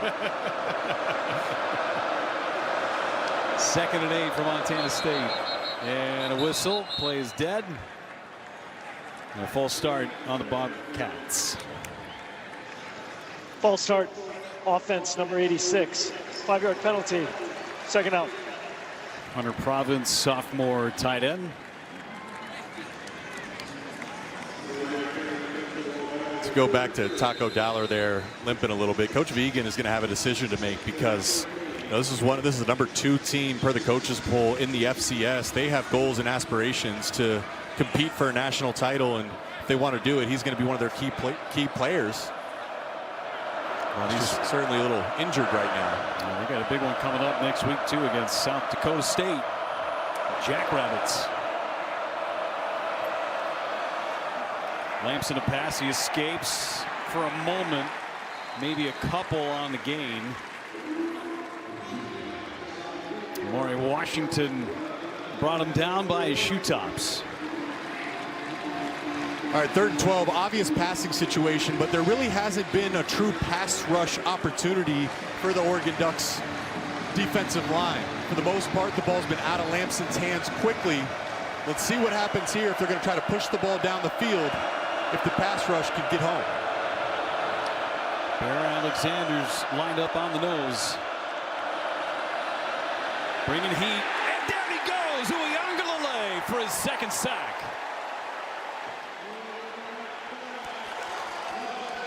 And it was supposed to be a quick screen. It looked like Justin Lamson was trying to get the ball out quick to his left, to kind of like a wide receiver screen. Here he comes working against the right tackle there, number 73, Cedric Jefferson, and Jefferson didn't even get a hand on Uiagalelei. And that's going to be the theme for this defensive line throughout the entire season. For all opposing quarterbacks, if you hang on to the ball a second or 2 longer, this defensive line is humming and they will get home. 2 punts blocked already by the Ducks. Bryant fields on a bounce. And Bryant brought down at the 35-yard line. It's been 7 drives, 7 scores for the Ducks.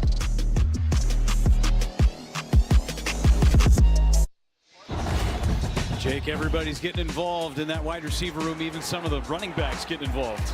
Listen, I think this Oregon Duck offense is really like an orchestra. There's just so many pieces and so many weapons they can go to, and that means Will Stein is the conductor alongside the quarterback Dante Moore.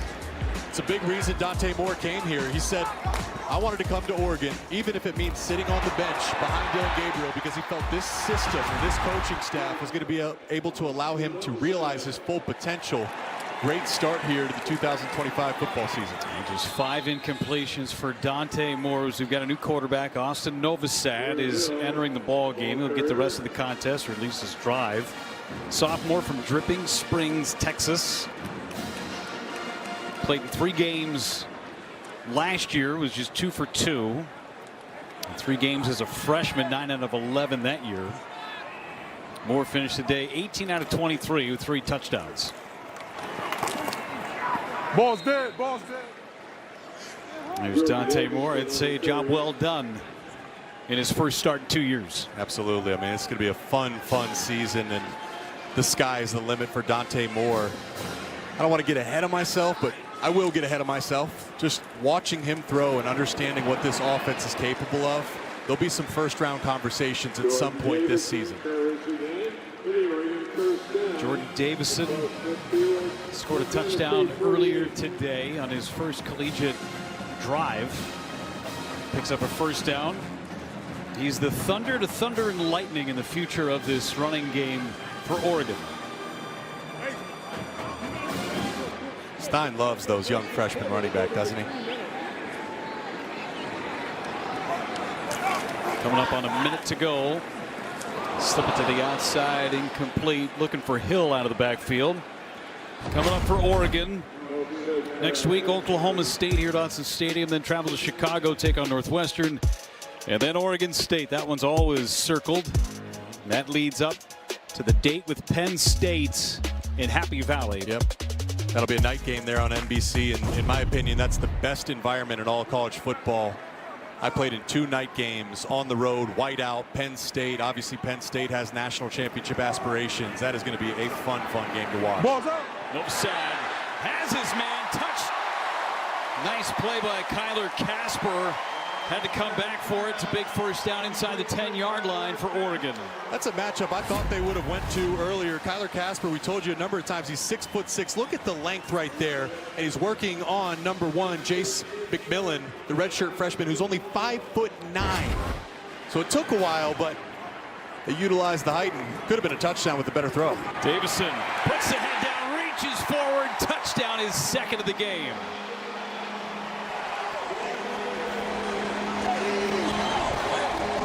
New quarterback, same result for the Ducks. Well, I can see why Coach Stein is so excited about the young running back Jordan Davison. As we prove, he got over the goal line here.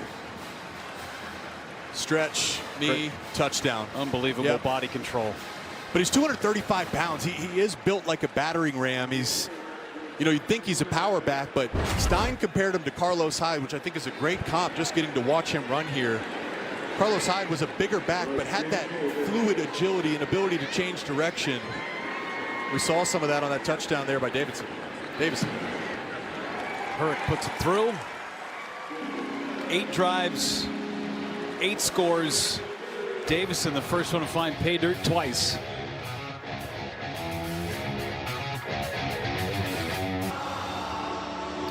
Oregon fans getting ready. Some Wonderwall right now. We got Shout coming up in about 26 seconds at the end of the 3rd quarter, going into the 4th. A great crowd at Autzen Stadium, and they have been treated to a offensive clinic from Will Stein today. We have a touchback from Hurrick. And Montana State goes back to work. A couple of field goals for this offense. That is 161 total yards. Haven't found much running room. That was one of the things Tosh Lupoy was talking to us about, was during the regular season and up and through the last couple of ball games, they were outstanding at stopping the run. But Penn State in the Big Ten championship game, Ohio State at the Rose Bowl, not indicative of how good this run defense was over the course of the regular season.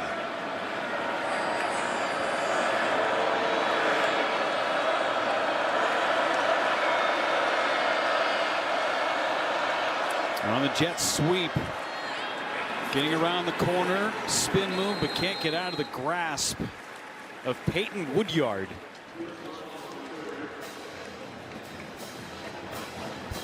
You know, you'd expect that, right? I mean, you're not going to play to the same standard as the rest of your schedule as when you're facing Ohio State and Penn State. But there is room for improvement for the Ducks defense. End of the third quarter. It's time to shout.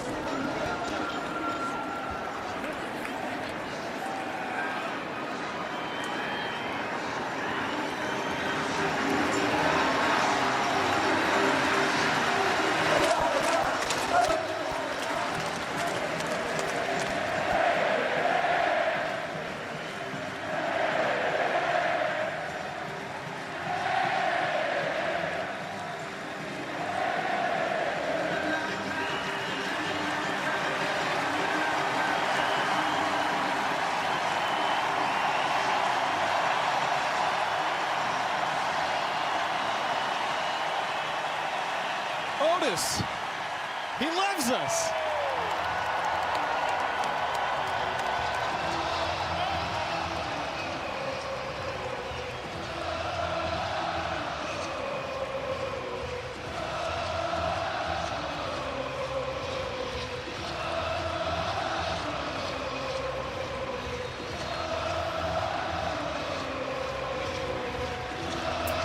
Start of the fourth quarter.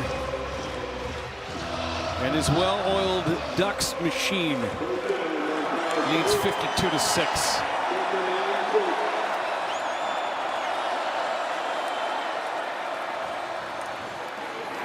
Around the edge goes Julius Davis for a first down for Montana State.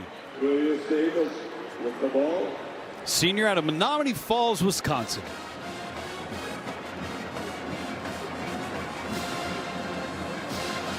Self-proclaimed one of the best Call of Duty players in the world. That is important. Yes. I mean, they have stats like that. They exist. They do. Right? That lives forever. You can make a ton of money being a good video game player these days. He's one of them. Pressure coming. Lamson got rid of it. Took a huge hit, but completes the pass. Chris Long on the catch. Gain of 11, another first down. That's a heck of a throw right there.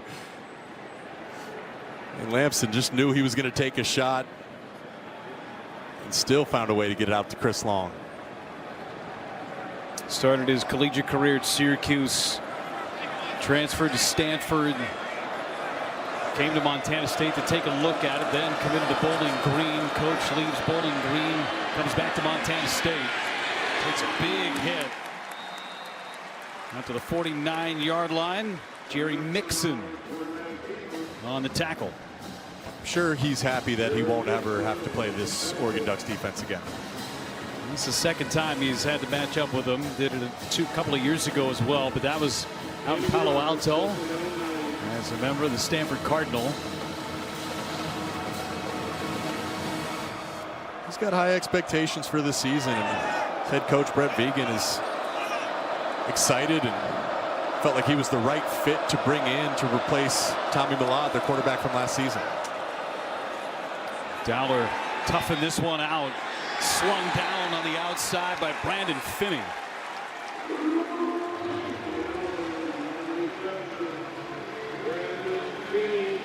The speed of this Oregon Duck defense, really the whole team. I mean, Oregon known for their track speed, but how about the closing speed right there to chew up the turf by their freshman Brandon Finney Jr. I've called his name a few times today, Jeff. 6'2". You see the length, the strides. Those were sprinter strides right there. Yes. From the 50-yard line, 3rd down and 8.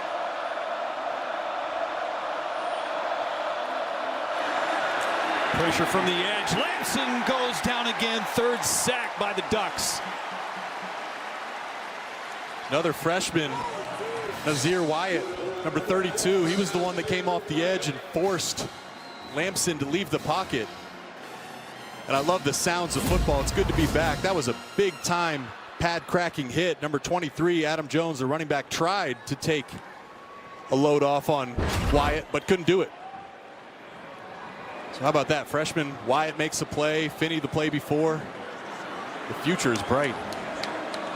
7 tackles for loss. DeCorian Moore is back to receive the kick. Let it go into the end zone for a touchback. Oregon's offense, 8 drives, 8 scores. Can they go 9 for 9?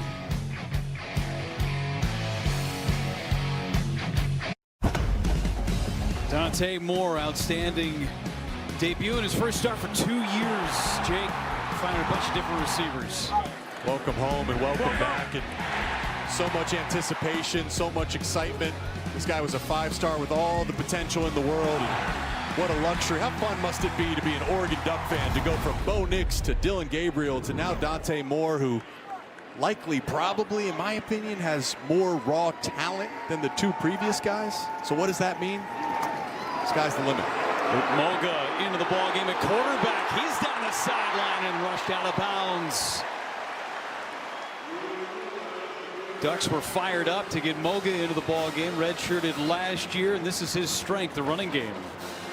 And Lanning told us he's not just the fastest quarterback, he's one of the fastest on this team. And think about all the speed we've shown you and highlighted today. So to have a quarterback with that dynamic of playmaking ability and the ability to turn the corner, I'd expect they have some packages for him sprinkled in throughout the season. He's got a freshman, Dewan Riggs, to his right. Riggs gets the carry. Riggs over the right side. He dives for a 1st down. 1 carry, 10 yards for Riggs. It's the freshman showcase. I mean, seriously, for those watching at home, take out your notepad, write down some of these names, because this is the future of your football team. Lanning's done such a great job of recruiting. Obviously, the transfer portal allows them to replenish on a year-to-year basis. And it seems like it's a certain type of guy he's brought in, too. I mean, these aren't just talented players. They love the game of football. There's a professionalism to their youth. Hand off to the outside. That's Hill. Hill into the open field. Knocked down inside the 20-yard line. Red zone trip again for the Ducks. There's the lightning. We talked about the thunder with Jordan Davison. Deere Hill is the lightning of that freshman duo, and you see the lightning flash right there. Down the right sideline. Great blocking on the edge, too. Receivers, lead blockers.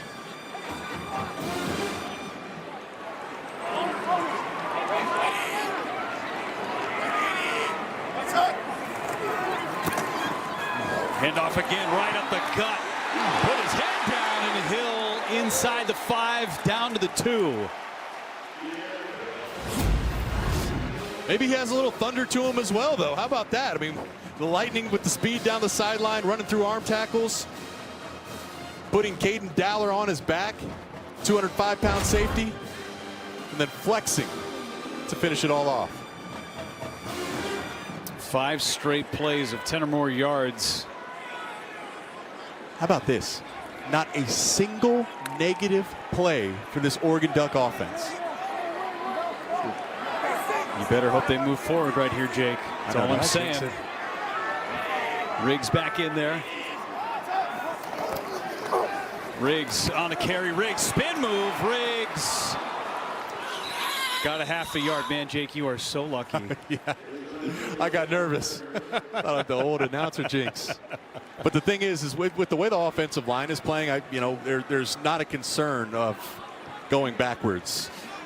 Even not being able to score there, you just look at the line of scrimmage and no one is getting knocked back in the trenches for the Ducks. Snap number 58. You see the rushing yards. Hill is back in there, bringing extra offensive linemen on the far side of the formation. Carry up the middle and stop short down to the half-yard line. 3rd down and goal. Nice play there by number 42, Ryan Crea, linebacker, giving Montana State a few inches to stand on here.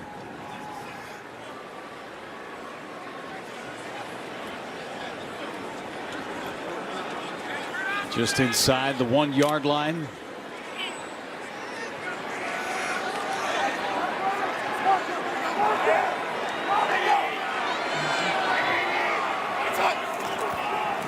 Handoff. Almost right near the goal line. Nose of the football might be 6 inches away from the goal line. That was Hill again. Just the nose of the yeah.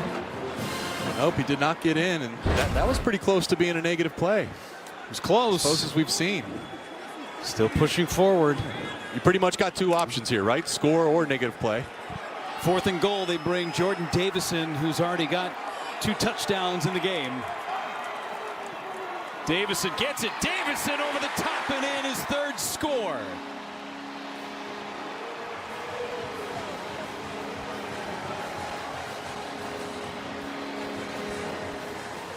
Davison. It's the Davison showcase, and he's proving he really is the total package for a freshman. 235 pounds, but accelerating downhill and then jumping over the pile there. Clearly in for the score. I was talking to the running back coach pregame, Rashad Samples. I'm like, Coach, how are you going to balance all the snap counts? And he laughed. He's like, I don't even know how I'm going to do it. I mean, they just got so many options, so much talent in that running back room. Still true. No negative plays and no punts. 9 drives, 9 scores. And Oregon is rolling in their home debut.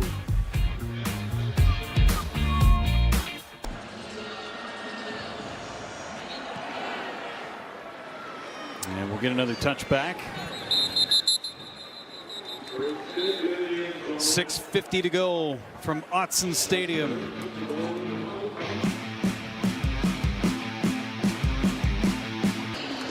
All Oregon here at home, number 7 team in the country. And we talked about the front part of the schedule, Jake. How about the back end of this schedule too for Oregon? Yeah, I mean, there's some challenging games there. Obviously, Duck fans know how challenging it is to go on the road and win at Washington to end the season. But look after that bye at Iowa. Oregon Duck fans, I know you guys haven't traveled out there and played in Kinnick, but I'll tell you, as a team, my senior year at Michigan, we were the number 2 team in the country, undefeated on the road. Iowa was unranked, a game we should not have lost, and they spoiled our season. So that's a dangerous place to play. And we've seen what Oregon can be throughout this game. Clearly a talented team, clearly one of the best teams in college football, but there's going to be some challenging waters to navigate with some of those road tests. Undefeated in Big Ten play a year ago, undefeated until the Rose Bowl against Ohio State for this Oregon team. Not easy to run the table. This is as deep a Big Ten conference as there's been in a number of years. Yes. Much like the Oregon roster, right? It's not always top heavy. Now the heavy hitters in the league are.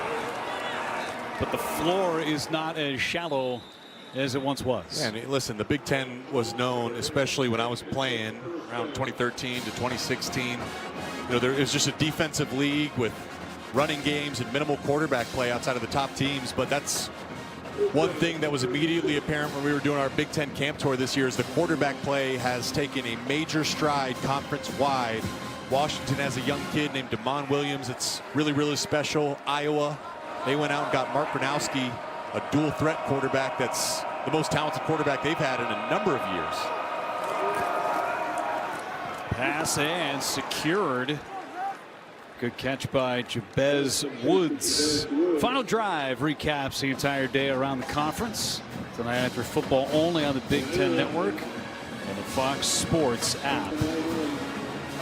The final, that's the best way to end a great day of college football there.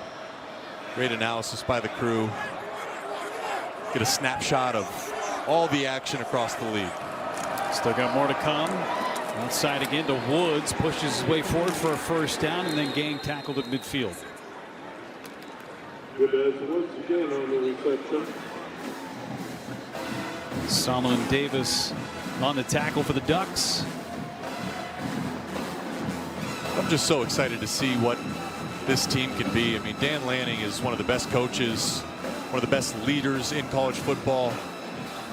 I believe Will Stein will be a head coach at some point, whether that's next year or the year after.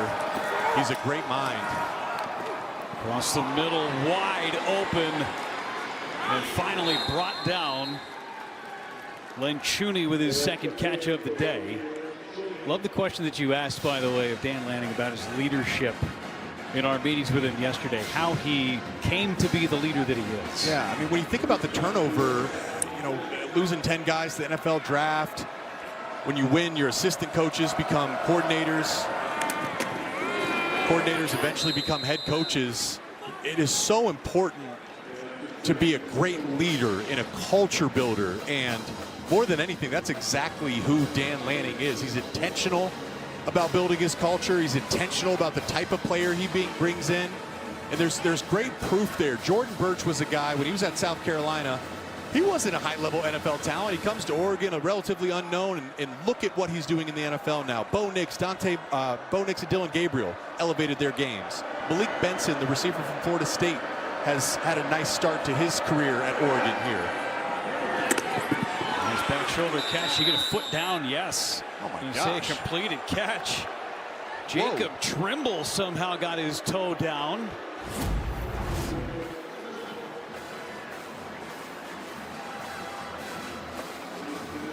He did not get a toe down. Maybe that not. is out of bounds. Seeing it up on the big board, trying to snap the football, but substitution letting it play.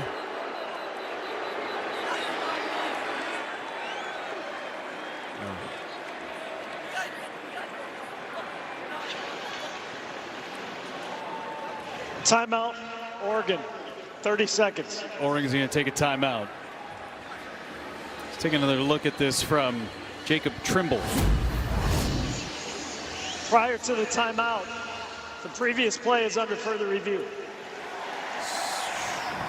Yep. I mean, neither foot was down when he caught it, and he's clearly out of bounds. But, Jeff, just to go back to that, you know, that's what a head coach is. You're a CEO. You are the leader in the face of an organization. And what he's done is built a Rolodex of proof saying when you're a player, you come to Oregon and we will guide you to where you can find out how good you really are. You know, Malik Benson is a guy that's played about 800 snaps throughout his career between Alabama and Florida State, but he's never become a star. Well, he had a great game here today. Another guy I'm excited to see, Bear Alexander. I mean, this guy was one of the most highly touted recruits as an interior defensive lineman coming out of high school. And he's had a bit of a journey to get here. Georgia, USC, and now here with Dan Lanning, he said, hey, let's let the past be the past. But that's a credit to him as a head coach, taking talented guys and putting them in a position to realize their potential. The pass was incomplete. There'll be 3rd down and 7 from the 23-yard line. Dan Lanning awarded with a contract extension that will keep him in Eugene through 2030. Also, his coordinators Oregon is getting not extensions. charged with a timeout due to the replay review. And you talk about keeping everybody together. Make sure he knows he's not. In this landscape where coordinators are becoming head coaches so quickly, keeping everybody together, at least for this year, you never know what's going to happen next year. Yep. But keeping everybody and keeping the messaging the same, so big for this program. Yep. Coordinator continuity, exactly. I mean, your playbook is a language. It's a foreign language. So what an advantage for Dante Moore and some of those new pieces on both sides of the ball to have the same playbook. 3rd and 7, 3 minutes to go.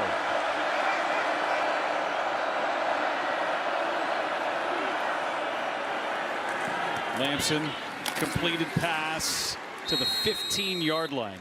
Dane Steele, the freshman, his first career catch. Lamson's made a few really nice throws on this drive, just standing in there, knowing he's going to take a shot. Oregon's sending pressure. From the 16-yard line, gave him a first down. Lamson looking left, throwing left, end zone, and a flag comes out. Naeem offered on the coverage on Chris Long. Pass interference, defense number 14. By rule, the ball is placed at the 2-yard line, 1st and goal.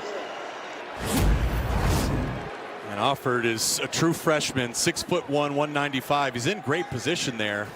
Oh my gosh, that was Chris Long almost came down with that. Been the catch of the year. Few almost catches here on this drive for Montana State, but nonetheless, their ball on the 2-yard line. On the Rutgers transfer. 2 catches today for 27 yards. First down and goal. Handoff up the middle. Touchdown Bobcats. Adam Jones. 14 scores a year ago. That's number 1 in 2025. He was the runner-up for the FCS Freshman of the Year last year. They're really excited about him. Adam Jones, number 23, and Julius Davis, number 32, the 2 running backs. They call themselves the Evil Twins. It's been tough sledding here today, of course, against this Oregon Duck defense. But expect big things. And that's Gavin Nix, number 13, another freshman linebacker that had a chance, a free shot on Adam Jones and didn't hit him square. Sanstead puts it through. First touchdown of the year for Montana State. Oregon will get it back with 2:22 to go. Still ahead, Jaden Mayava leads the Trojans against Missouri State. And the Dogs clash with Colorado under the lights. Find it only on the Big Ten Network and the Fox Sports app.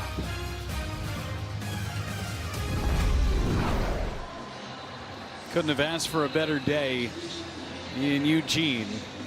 The last time we were here, it was November. Again, a perfect day. That weekend against Maryland last year, Jake. Leaves are going to turn eventually, but it is still summer in Oregon. Such a beautiful setting, and the air just feels cleaner out here. It's all the trees. It is the trees. The photosynthesis is great. You took out the here. word right out of my mouth. Yes. Carbon dioxide to oxygen conversion, Jeff. Thought this was a football game, not a science class. Just glad I got photosynthesis out through my teeth. Oregon will get it after the return from Hill. So Moga at the helm of the offense, and now we'll get Brock Thomas, another guy, Jake, that these guys were really high on. He's a Eugene kid. Cool moment for him playing in his home city for his hometown team. And I mean, obviously, this game's over, but it's been a perfect game, effectively. I would say probably about 99% for the Oregon offense. They've been nearly perfect. So that would be the pressure for Brock Thomas, is keep this offense operating at a near perfect level. So the note, Dad and Grandpa both played at Oregon. This one goes forward from DeJuan Riggs. Jordan Davison today with 3 touchdown rushes. The first freshman ever in Oregon program history to have 3 rushing touchdowns in a season opener. 2 minutes to go for Watson. Dave Repson, Howard Griffith with you. The Ducks putting the finishing touches on what's been an impressive offensive performance. Really, offensively, they've been performing well. You look at the quarterback, really put up big numbers, excited about him. How about the defense? How about special teams? This Oregon team looks exciting. There's a reason they're ranked 7th in the country. Awfully good to start the year. Again, we got 2 more games where that came from tonight. Lincoln Riley and USC finished the year winning 3 of their last 4. They open against Missouri State in 28 minutes. Thanks so much, fellas. 59-13. And Oregon, 120 seconds left before they get to 1-0, number 7 in the country.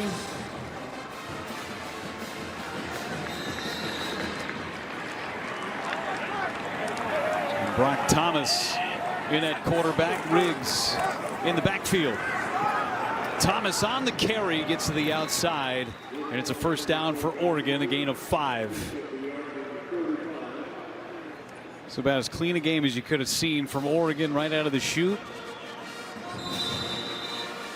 Really, the only thing is Pregnon. How serious is that injury? I think seeing him back on the sidelines in his pads is really encouraging. That'd really be the only concern I would have coming out of this game today.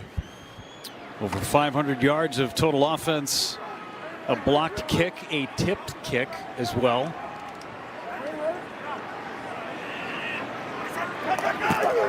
Thomas puts it in the belly of Riggs. Picks up a few. Jake, before we have an opportunity to say goodbye, how about the tribute to Lee Corso today? Made his final pick and went Buckeyes. That was just a special show to watch, and Lee is a legend. He is college football, really. You just think about all the change that we've seen, and he was a pioneer for the changing landscape of media, and such a positive voice and figure, and I just loved watching Kirk and Chris Fowler and everybody interact with them. A victory formation here for the Ducks.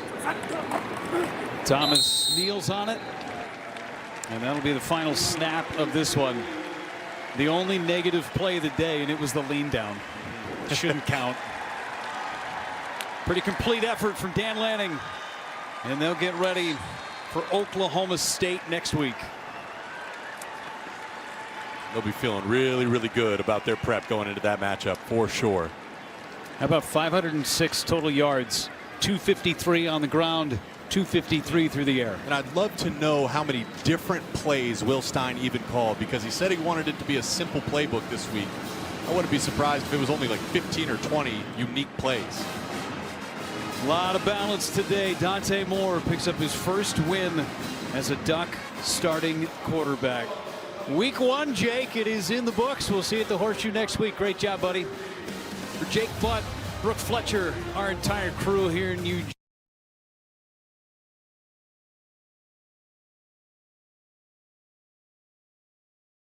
I'm Jeff Levering saying so long. Big Ten Live Game Break is next.